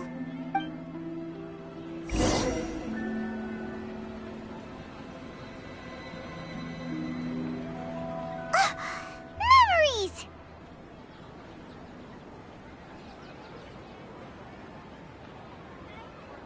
Traveler!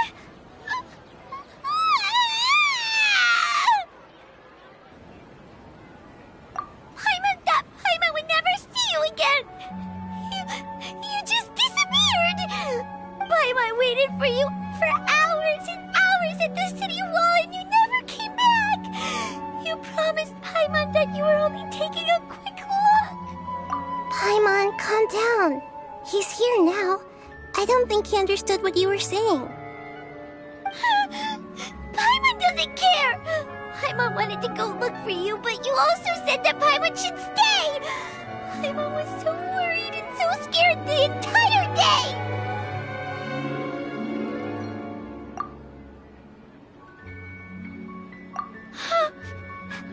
Okay. Paimon will forgive you.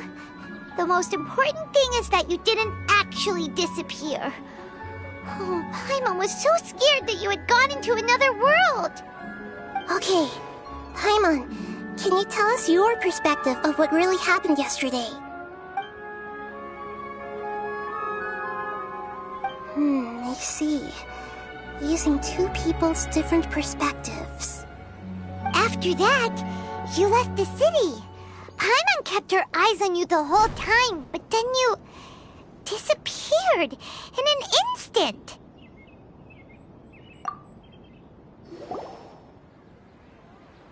No way! Paimon was watching you with the fullest attention. What's your perspective, Traveler? You sure you don't have any memory of this? I guess that explains everything. You also lost your memories the last 2 times you tried to leave the city. Those days' memories can't be awoken. So, if we leave the city, our memories will be completely erased?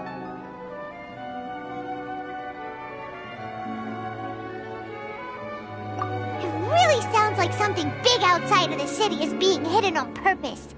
But this way, we'll also never discover what's outside! Something like a message? But how can we send it back? Don't look at me like that. I'm not used to being stared at. Well... Okay. You want something that can pass on messages, right? Give me some time and take care of Dunyarzad for me. Yep! Now we're talking!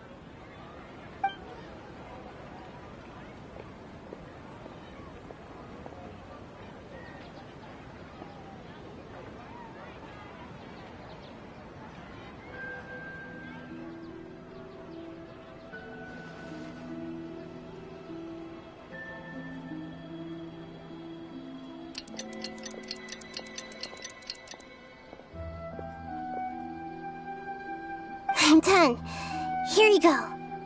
What? Isn't this just an Akasha terminal? You made some little changes. Akasha terminals are already capable of sending messages. I just tweaked it so that it could connect to any node. To make something like this?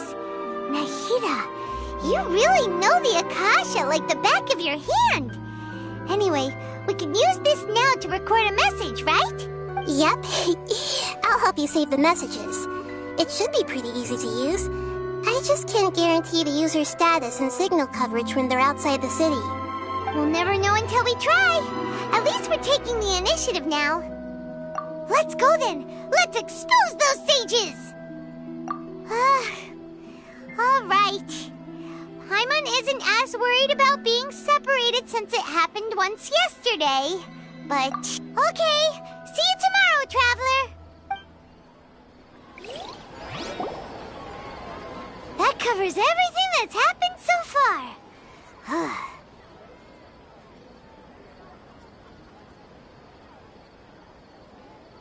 Yes. Although the signal was choppy and had some interference, we still managed to receive 2 messages from you when you were outside.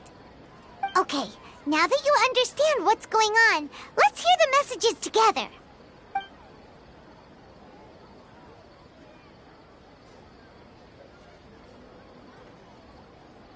Can't go back. There are countless spaces here.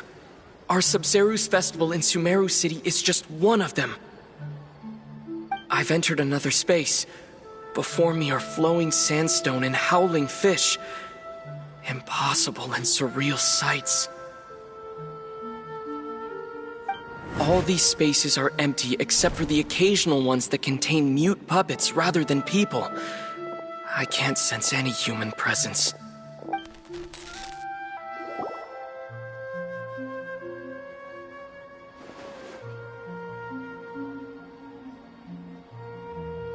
That's one heck of an info dump. It sounds like you left the Sumeru city space when you set foot outside of the walls. But everything looked completely normal when Paimon was looking out from the inside. That's unbelievable. And if we take your word for it, the other spaces all had very weird contents. There's another part here. We only received it last night. These spaces have been disappearing one after the other, absorbed by something like a sun in the sky. And now, even the final space has also disappeared. Behind me, a lot of spaces just appeared again from thin air. I get it now! Those spaces are actually...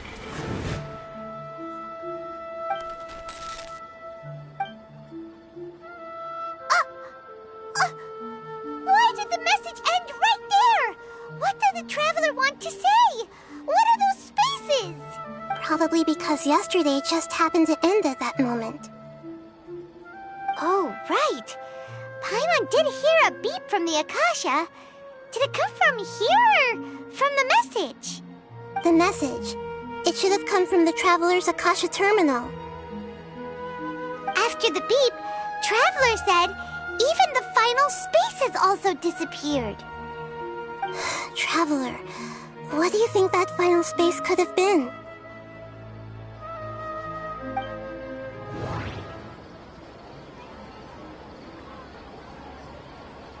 Was that space actually the real world? But wouldn't a real space just randomly disappearing like that be catastrophic? That doesn't sound right. I need to... My impression is that each day in this samsara only ends at the sound of that beep from the Akasha.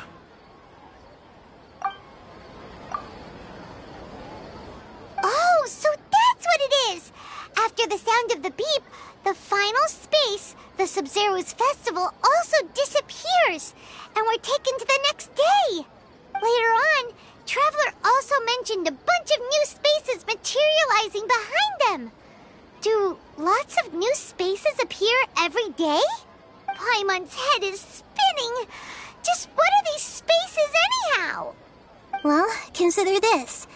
For all the horrors of the Archon War, at its heart, it was just a game where a bunch of gods fought over 7 seats. So no matter how strange or spooky things may look on the surface, maybe all they point to in the end is a small and simple secret. Wow, the Archon War, huh? That's an analogy and a half.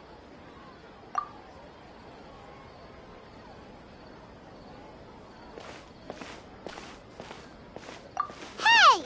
Where are you going?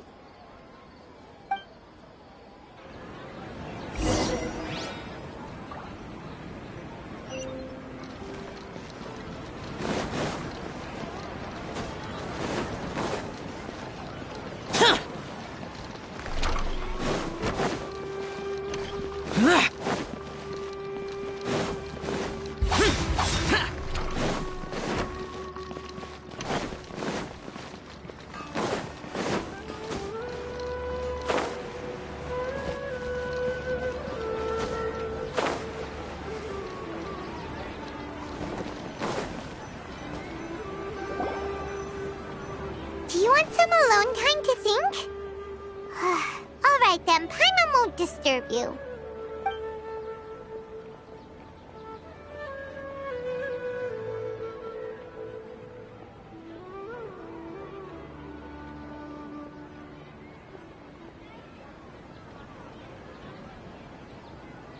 The dance of Sabzeruz is about to begin. I'm going to go watch it. Okay.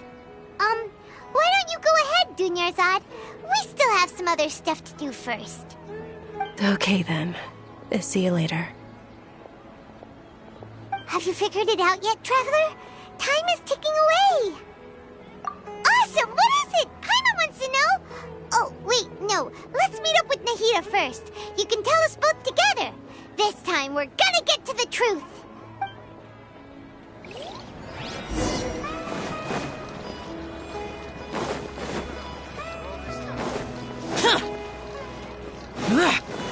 Useless.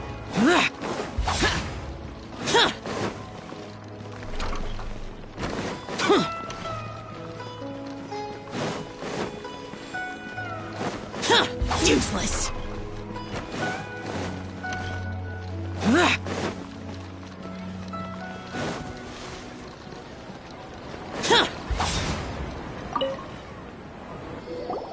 You're back. I've been waiting forever for you two. Judging by the looks on your faces, are you ready to take your Sabzeruz exam and graduate from the festival? Okay. First off, have you discovered the hidden truth?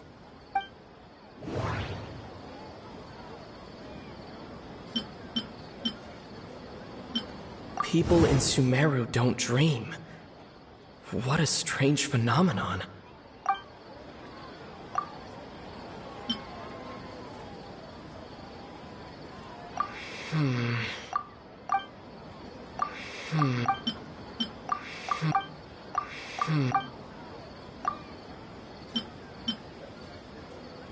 All the bizarre spaces I saw outside the city had one thing in common: a lack of human presence.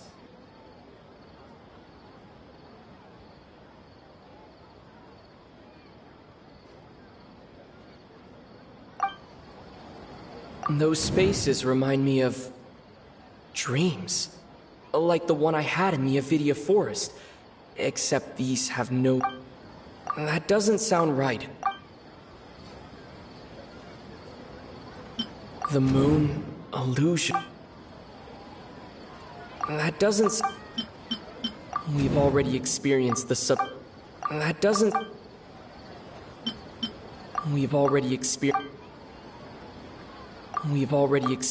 the Sabzeruz Okay, Nahida said the... That doesn't sound right.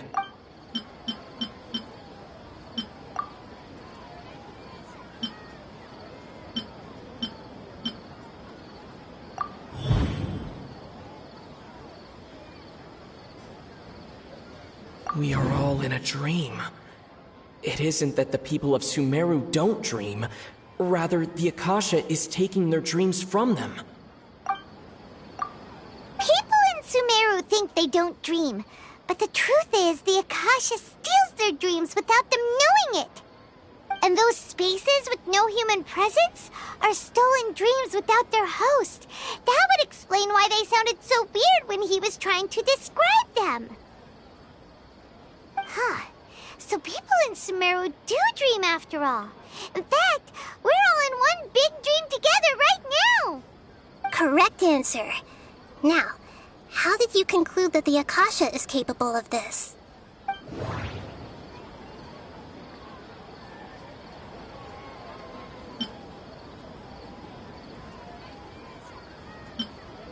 The Akasha relies on the That doesn't sound right. It is the manifestation of the God of Wisdom's power. Oh, okay. Those dream-controlling creatures in the forest also get their power from the Dendro Archon, right?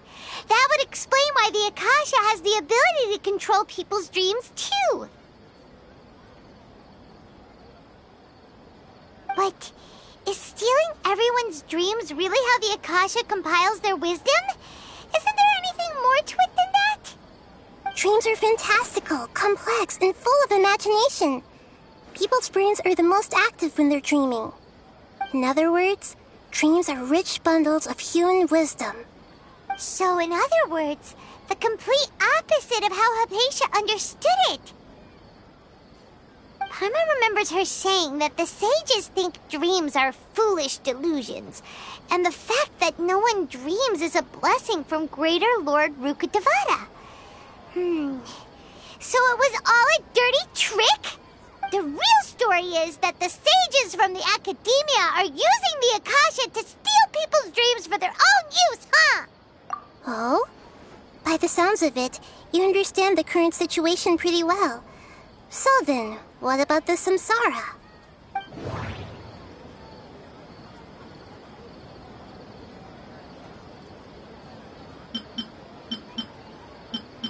The Grand Sage said, "Go celebrate the birth of that god to your heart's content." That doesn't sound right. The beep is a prompt tone. That doesn't sound right. Those spaces kept disappearing before my eyes. But as soon as that beep sounded, many more spaces materialized.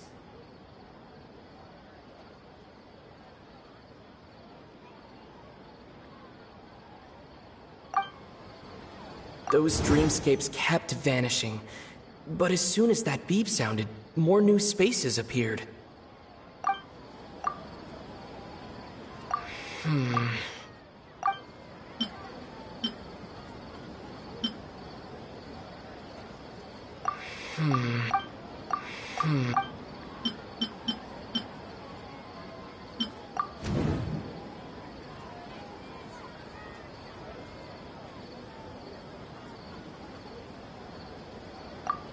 Correct. The Akasha is keeping each person's brain in a constant dream state, but also separating their consciousness from their own dream.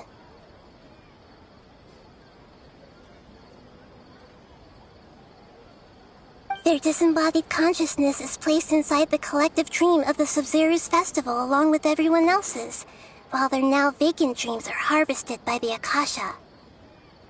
No one is any the wiser as another day passes in the dream, and so begins another samsara cycle. People wake up to yet another dream about the Sabzeruz festival. The dreams that belong to them are once again harvested by the Akasha, and so it continues. So, this is like a dream factory, and the Akasha is a dream harvesting machine. Did Paimon get that analogy right? Very good, Paimon. Using analogies well is an excellent habit to get into. Okay, so that beep we keep hearing is actually from our real-life Akasha terminals. Taking off our terminals in this dream doesn't do anything. Alright, last question. Who am I?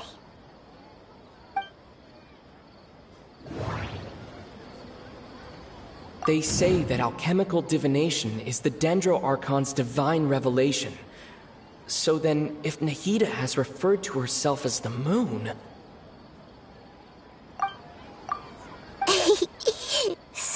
noticed? I thought that one would be the hardest question. That's why I put it last. That wasn't hard at all. Even Paimon guessed that. Everything about you is different. We just didn't want to expose you is all. Now that you mention it, Nahida, you've been hinting to us since the very beginning. It's funny. Thinking back to when we were asking all over the place for info about Lesser Lord Kusanali. Paimon didn't expect to meet you like this. Yes, those can wait until we're back in real life. On the other hand, I'd be happy to answer any more questions you have about here and now. You asked me this question before. My answer was, it would literally blow your minds. Now that you know this is all a dream, this answer should hopefully make more sense. Have you heard the saying, don't wake a sleepwalker? Likewise, if someone suddenly had told you all this instead of you learning it on your own, your notion of reality and dream would be thrown into irreversible confusion. I couldn't expose you to that kind of risk. That's why I could only give you very subtle hints and some suggestions. Long story short, I'm really sorry I had to keep you guessing.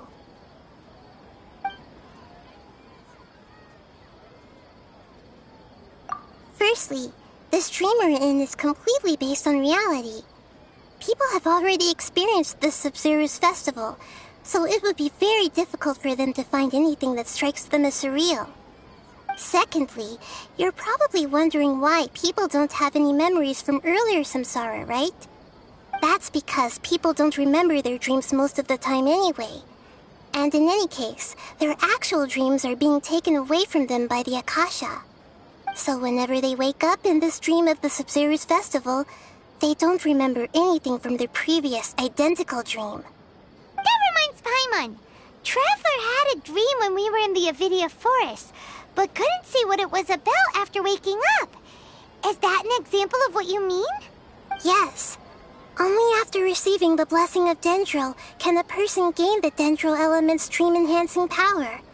That explains the feelings of déjà vu.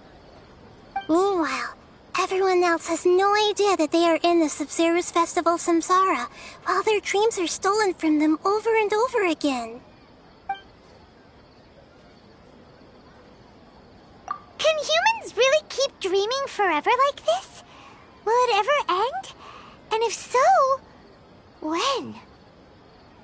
You might say your mental fatigue has already answered this question.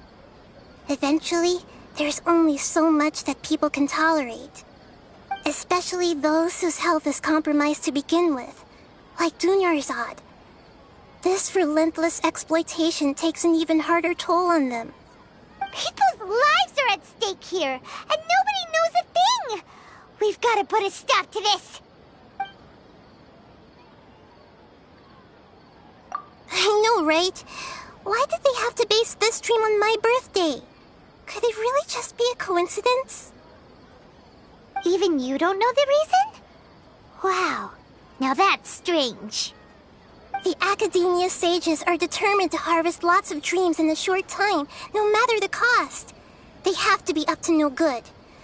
Unfortunately, I don't know anything about it. Traveler, do you have any information?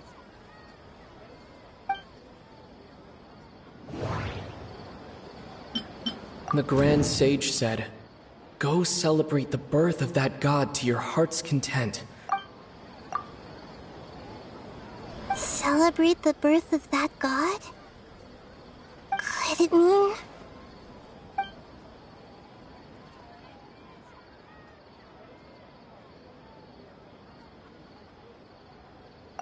deceiving the people of Sumeru with no regard for their safety.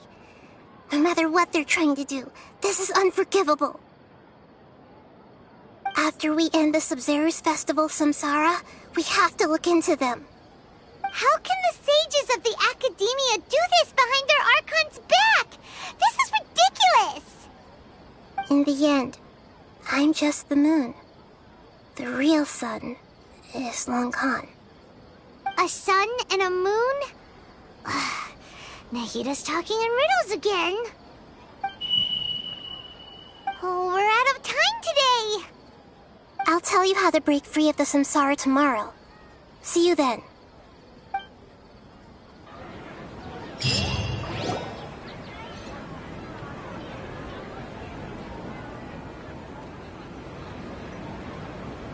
Good morning, Nahida. Wait. Now that Paimon remembers everything, should we instead say good morning, Lesser Lord Kusanali? Hey! What's wrong, Nahida? You don't look too good.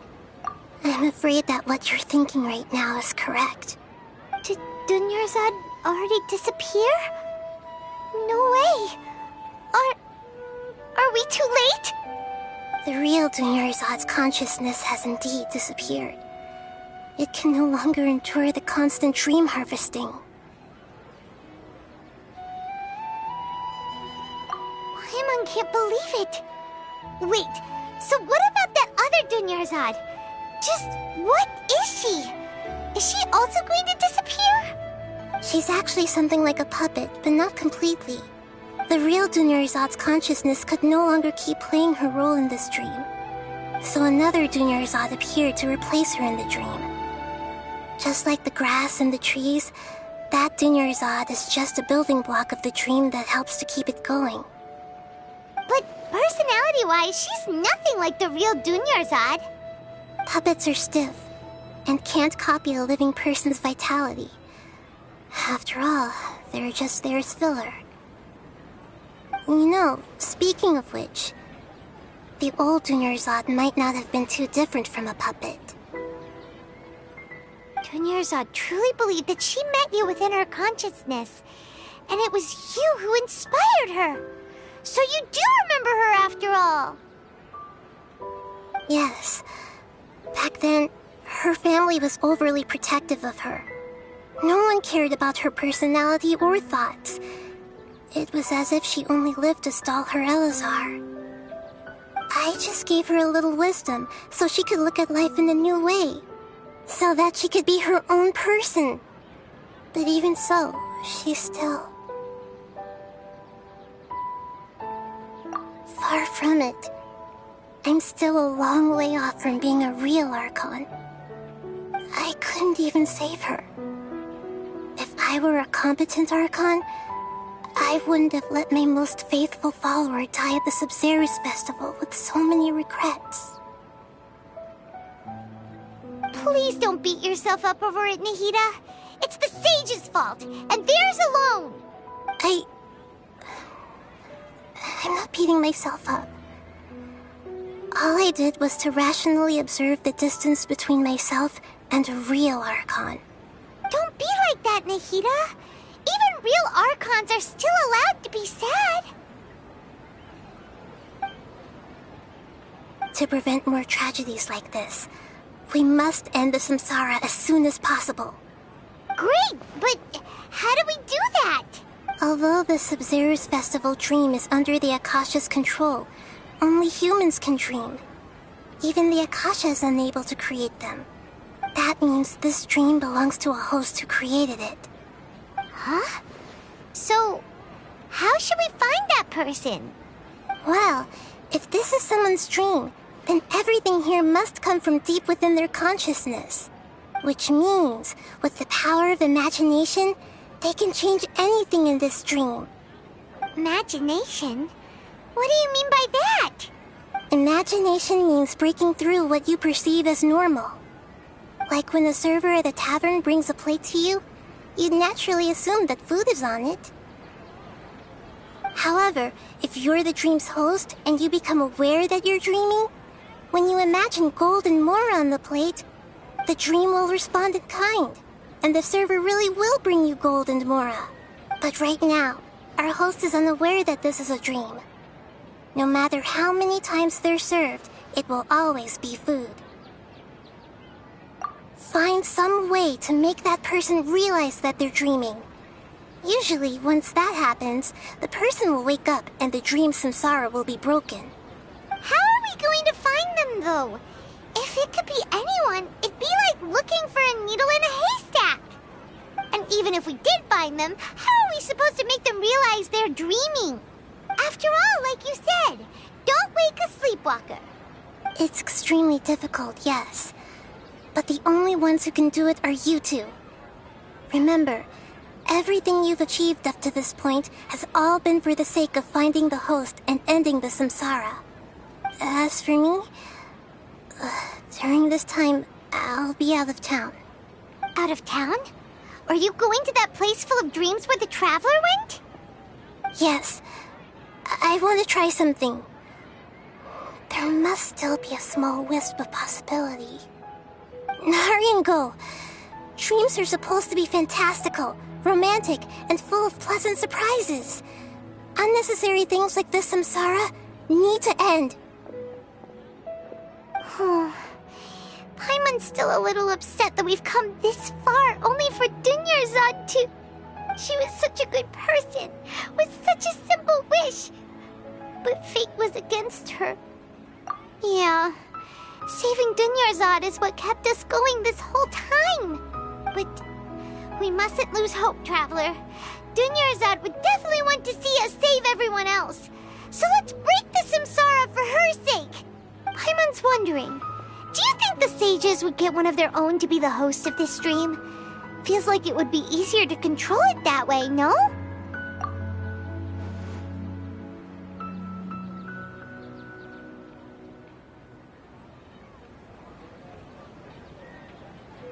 Huh. That's true. Plus, the sages probably weren't counting on there being other factors beyond their control, like Nahida and us. So, who do you think the host of the dream is? Oh, that would make sense. Ferris, the Knight of Flowers, is a symbol of the whole Sabzeruz festival, right? Pretty core character. Let's go ask him some questions, shall we?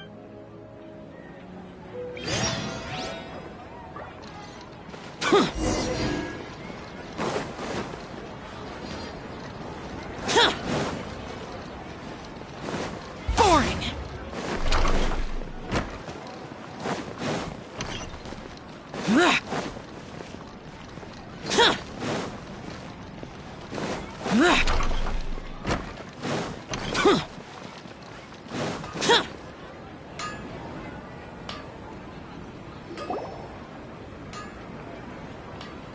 You're back. You left in a hurry last time. Is everything okay? Everything's fine, just... it's a little hard to explain. Would you mind taking part in a little experiment with us? An experiment? That came out of nowhere. I'm listening, though. What do you need me to do? Could you... make a wish?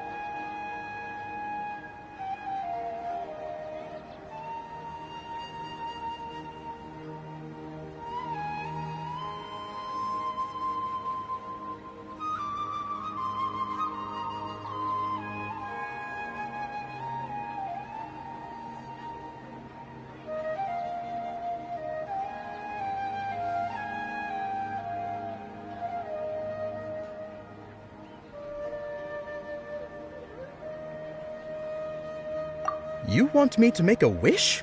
Is that a new Sabzeruz festival tradition or something? Less questions, more wishing! Okay. My wish. Okay. I'm a little nervous saying this out loud, but I want Miss Dunyarzad to be happy. Oh. I noticed earlier that she looked a bit down, and she wasn't really talking to anyone. She just doesn't seem like herself. She's always so gentle and kind, and all the kids love her. I've also wondered if the reason she asked me to be Fairest Knight of Flowers is because I'm special to her, or something. So, you have a crush on Dunyarzad? Oh, is it that obvious? After what I just said, I guess it is. When she placed the hat of the Knight of Flowers onto my head, she said to me, "I want everyone to have a happy Sabzeruz festival." What she didn't realize was that I'm not that interested in how everyone else feels. In that moment, I just wanted to be her Knight of Flowers for the rest of my life. 50 years, 100 years, I'll serve her till the end of time. Okay, yeah, that was a bit much. Felt like the right moment to get it off my chest, but that was pretty embarrassing. Okay, I'm ready to make my wish. I would like Miss Dunyarzad to appear in front of me right now with a smile on her face. Here goes. Please come true. I'm gonna open my eyes. Oh, you're... What? Fucky? Sorry, but only one portion of Yelda candies per person. Back home you go. Nice try, you two. Anyway, never mind. I don't need to see her appear right in front of me. As long as she's happy. Guess he isn't the host of this dream after all. Should have expected it wouldn't be this easy.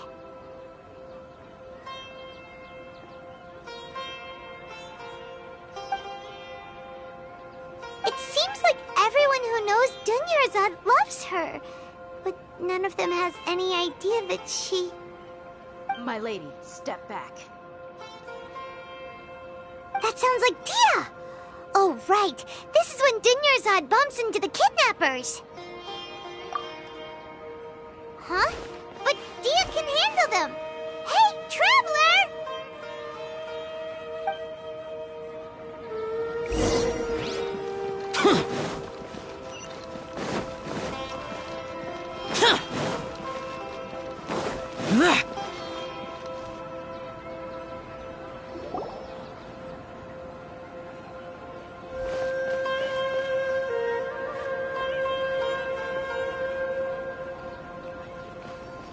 Oh, it's you. Great timing.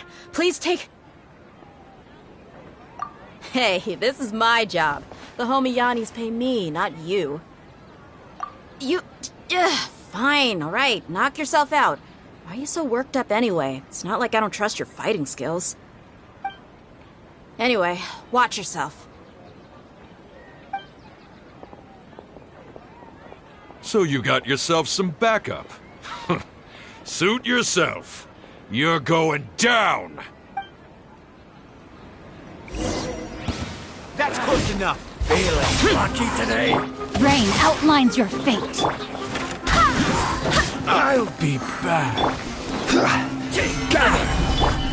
Disappear. Worthless. Here. Worthless. That's close enough. Follow orders. Here. Foreign.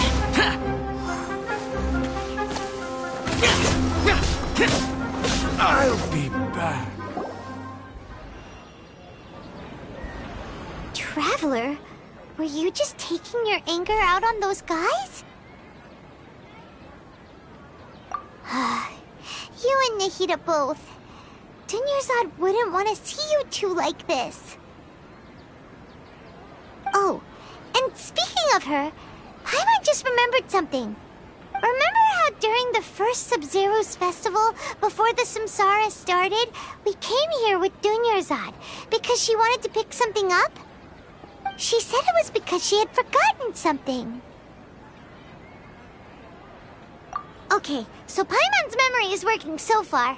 Anyway, Paimon also remembers that she is staying somewhere around here. She pointed it out to us the night before the Sabzeruz festival. Yeah, even if it's only a tiny clue, it'll probably still help us more than this needle in a haystack search.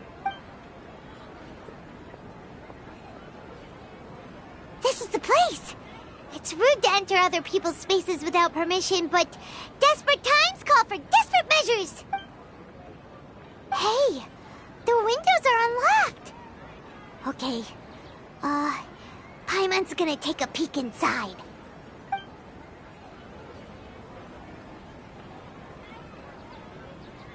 This was only a temporary residence, so there was pretty much nothing inside except this book on the table. Should we open it?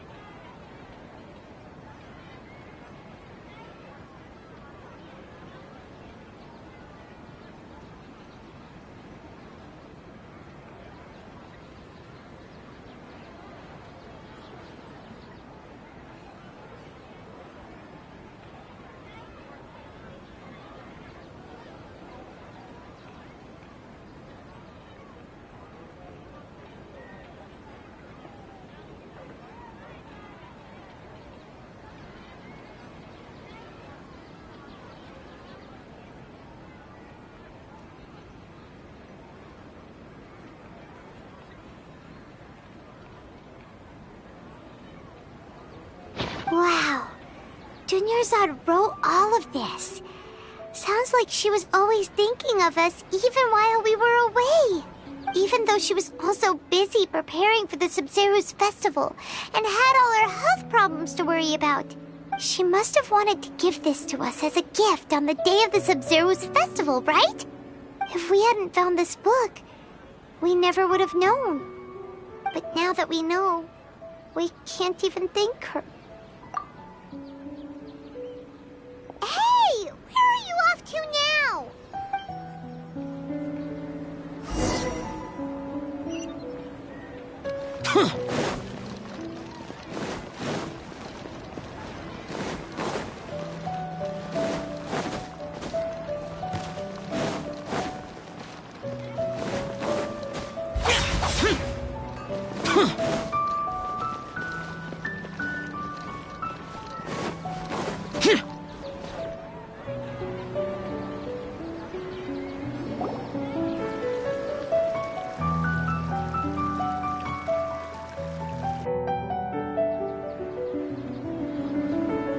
It's Dunyarzad's puppet.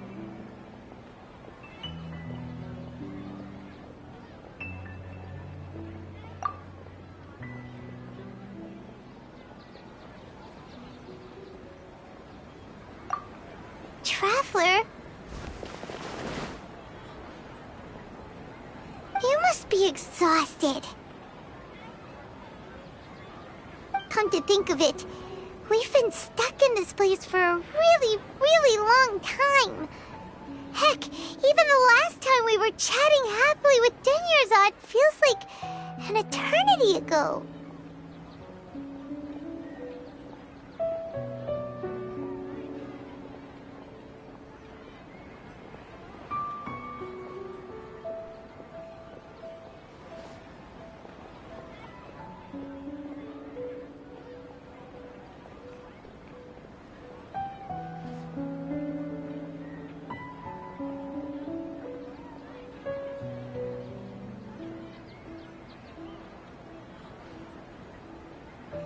Paimon still remembers when we were sitting here, and the way her eyes sparkled when she talked about Nilu's Dance of Sabzeruz.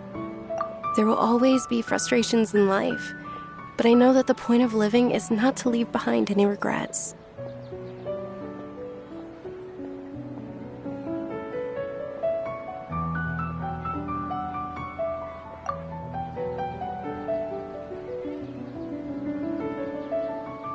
That was what the real Dunyarzad said, wasn't it? Does that mean... Yes, Traveler. What is it?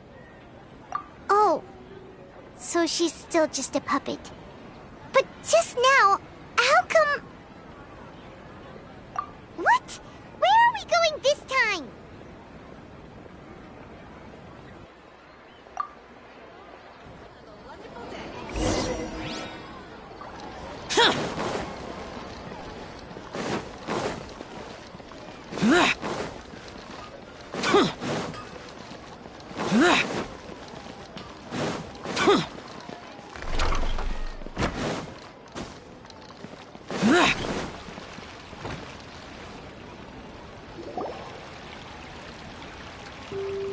If you continue to resist, we will have to order an investigation into every single event organizer. The Grand Sage has already granted you much leniency. I advise that you exercise tact. How did things turn out like this?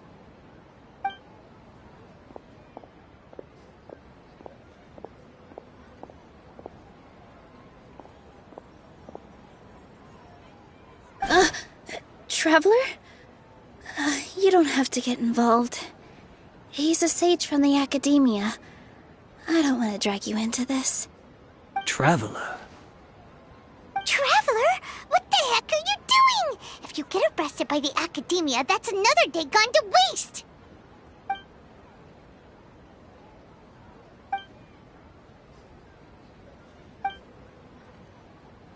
Wait, they're not reacting. Have they been scared stiff? Oh, of course! If this is the Sage's plan, they wouldn't put themselves through this. So they're just substitutes. What is this? What happened to the Grand Sage and his entourage?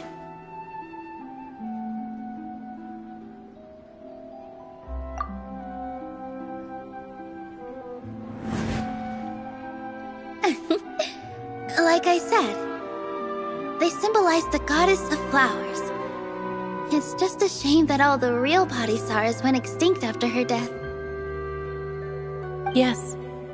The Greater Lord brought forth new Padisaras in memory of the goddess of flowers. But she ultimately could never truly replicate that beautiful shade of purple.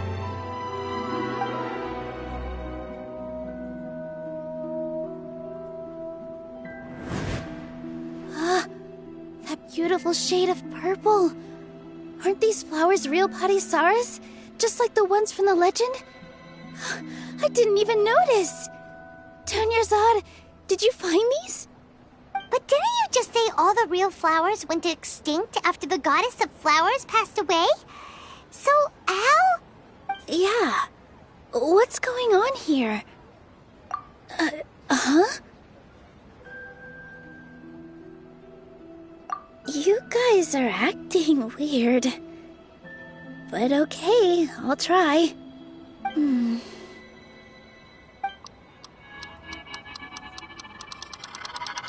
Hey! They disappeared! So Nilu's the host! What a surprise! Purple Padisaras don't exist in the real world anymore! But in Nilu's subconscious, they can appear as decorations on the stage! It's just like the example Nahida told us. People assume there will be food on a plate, and Nilu assumed there would be real Padisaras in the flower pots. So when you saw the flowers, you instantly knew it was Nilu? But if we want to end the samsara, we need the host to become aware that they're dreaming. How should we make Nilu realize that? Am I dreaming? Huh?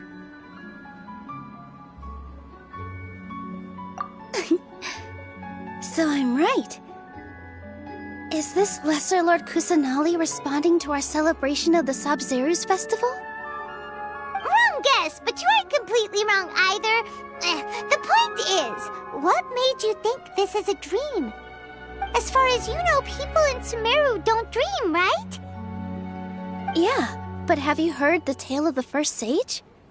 To prevent a calamity, he went on a journey to find the Dendro Archon. Ooh, sounds familiar. Dunyarzad told us a story like that when we first arrived in Sumeru City. So it was about the first sage, huh? Yep, but in the part you heard, he hadn't become the first sage yet. There's more to the story. His piety and wisdom were acknowledged by the Dendro Archon, and she finally gave her blessing to him.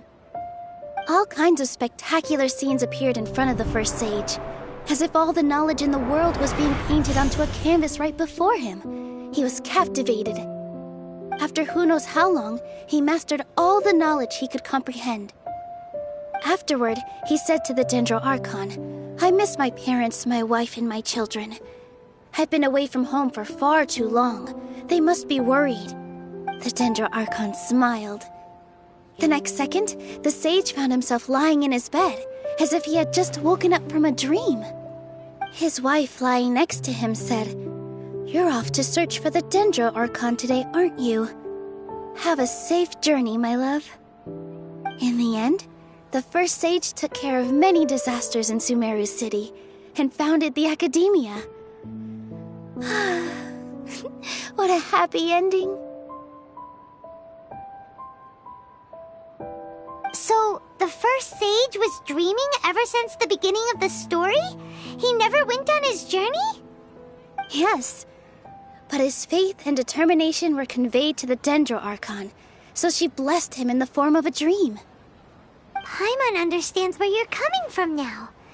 That's a really interesting connection. But we really gotta wake up soon, like the sage in the story. I see. Well, it just so happens that today's Sabzeruz festival is almost over too.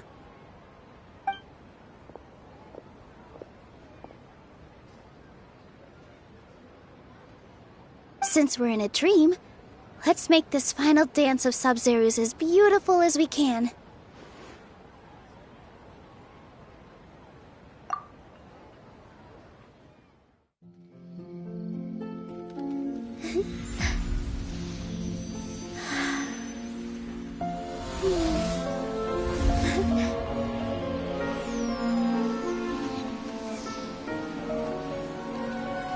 The wait is over, everyone.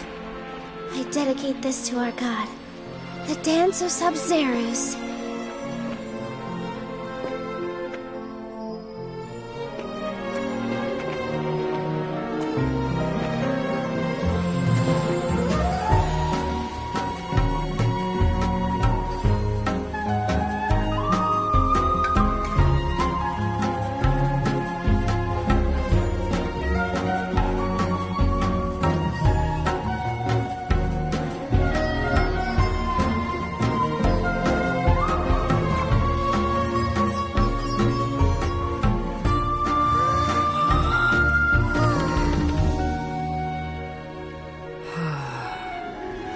I'd be lying if I said I had no regrets. I would have loved to see Nilou's dance.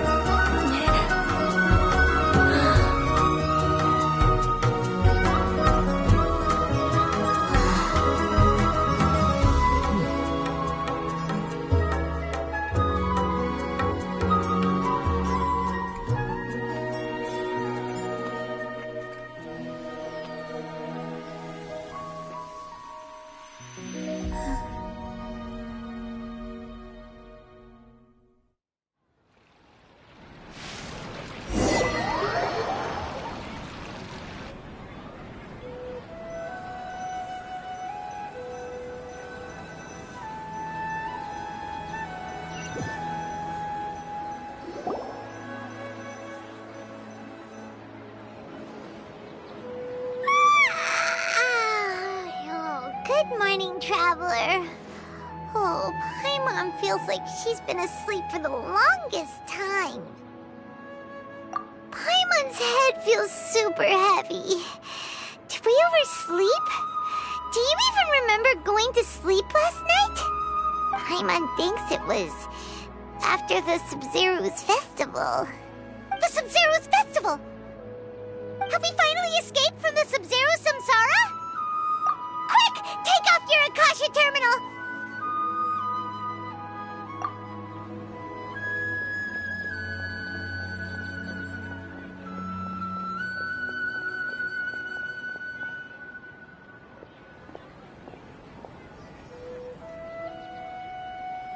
She's not in her room. What happened? Huh? What usual spot?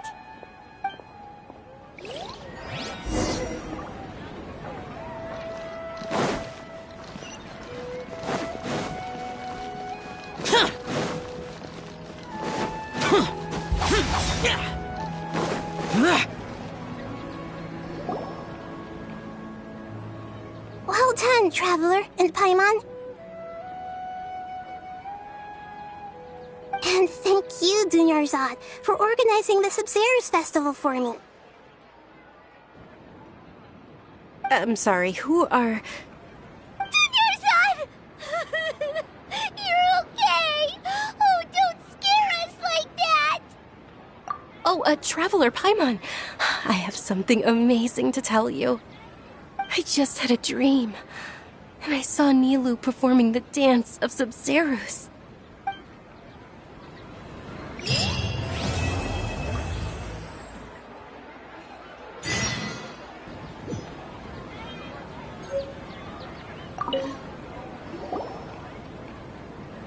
You're actually Nahida, aren't you? Paimon felt like Catherine was acting weird when we met at the Sabzeruz festival. And Dunyarzad, did you save her? It's a really long story. We shouldn't disturb her. Her consciousness is still weakened. Let's chat somewhere else. How about by the Traveler's favorite bench?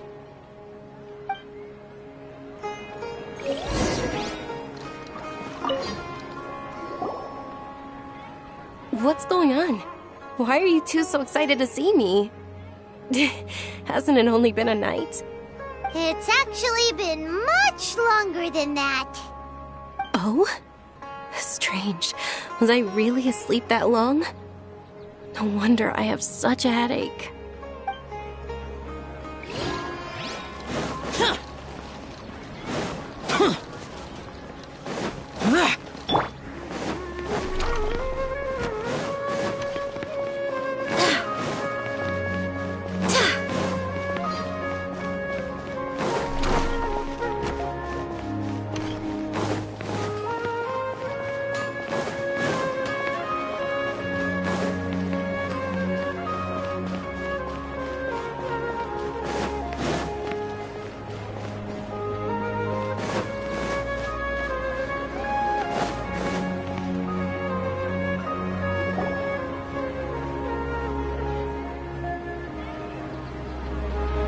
Let's talk about Dunyarzad first.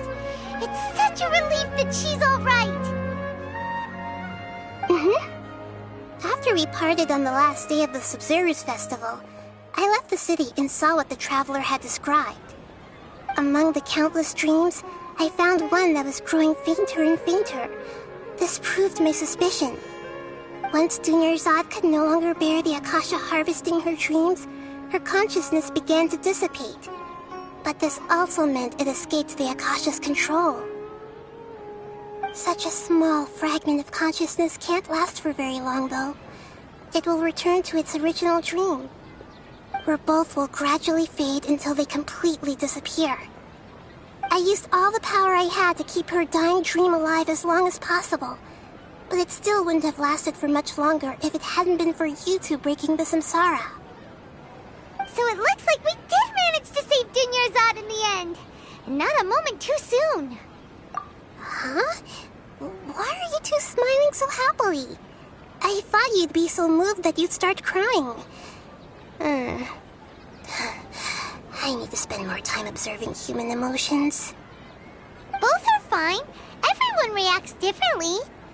All right. You two must have a lot of other questions for me, right? After all, you saved my faithful believer. As your reward, I will answer any and all questions. At the Avidia forest, there was this incense that made the traveler fall unconscious and dream of a huge tree and a red sky. You also heard someone's voice, right? It said world and forget me. Yeah, so you do know! We've been wanting to ask you what that was about, and if the red sky was related to Conria.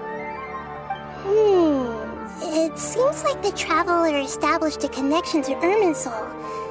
That was a message left by Greater Lord Rukkhadevata's residual consciousness in Irminsul. Perhaps her last memory before she died. As you two probably know, Greater Lord Rukkhadevata disappeared after the disaster in Conria. The timings of these events do line up, so your suspicions are reasonable. A message from Greater Lord Rukkhadevata? We thought it was from the Scarlet King! The Scarlet King? That god who died even longer ago? Some present-day desert dwellers still worship him. You probably just heard some of their conspiracies. Okay, so what does the message mean? I still haven't managed to decipher it. Even the Akasha isn't currently capable of doing that. Greater Lord Rukkhadevata's residual consciousness in Irminsul seems to be contaminated with something that has a very dangerous aura to it. Many devoted scholars go mad as soon as they connect their consciousness. I've warned the Academia about this many times, but people still keep falling victim to it. But I believe this is the key to saving Irminsul. That's why I've kept trying to decipher it. So the tree in the vision was Irminsul? Oh, Tainari also said that Irminsul is sick! Is it because of the contaminated consciousness? But even if you can't figure out what that vision was all about, it seems like our search for you was all in vain. The Traveler wasn't affected after coming in contact with that consciousness. I've never seen anyone like that. With you here, we may have a chance at deciphering it. No, we must decipher its secrets. I've already eliminated all other factors that might affect Irminsul. This is the only one left. This puzzle has life and death at stake. It could determine Irminsul's fate, as well as Tevat's. To be accurate, I'm using the Akasha as a medium to occupy Catherine's consciousness. How did you do that? Poor Catherine. Does this mean you can also occupy other people's consciousnesses? Theoretically, I can enter anyone's mind as long as they're wearing their Akasha terminal. The Akasha is the legacy of Greater Lord Rukkhadevata. As Lesser Lord Kusanali and the first Akasha terminal, my consciousness has always been linked to the Akasha. I've always respected my people's free will, so I've never actually occupied their consciousness. When necessary, I just borrow this bionic Snezhnayan puppet. Hold on. Did we just learn some deep, dark secret? So Catherine is... No wonder Paimon felt something was off about her. What about your own body? Why do you need to borrow other people's? Don't you live in the sanctuary of Surasthana? That story begins a long time ago. After Greater Lord Rukkhadevata disappeared, the sages found my newly born self and took me back to Sumeru.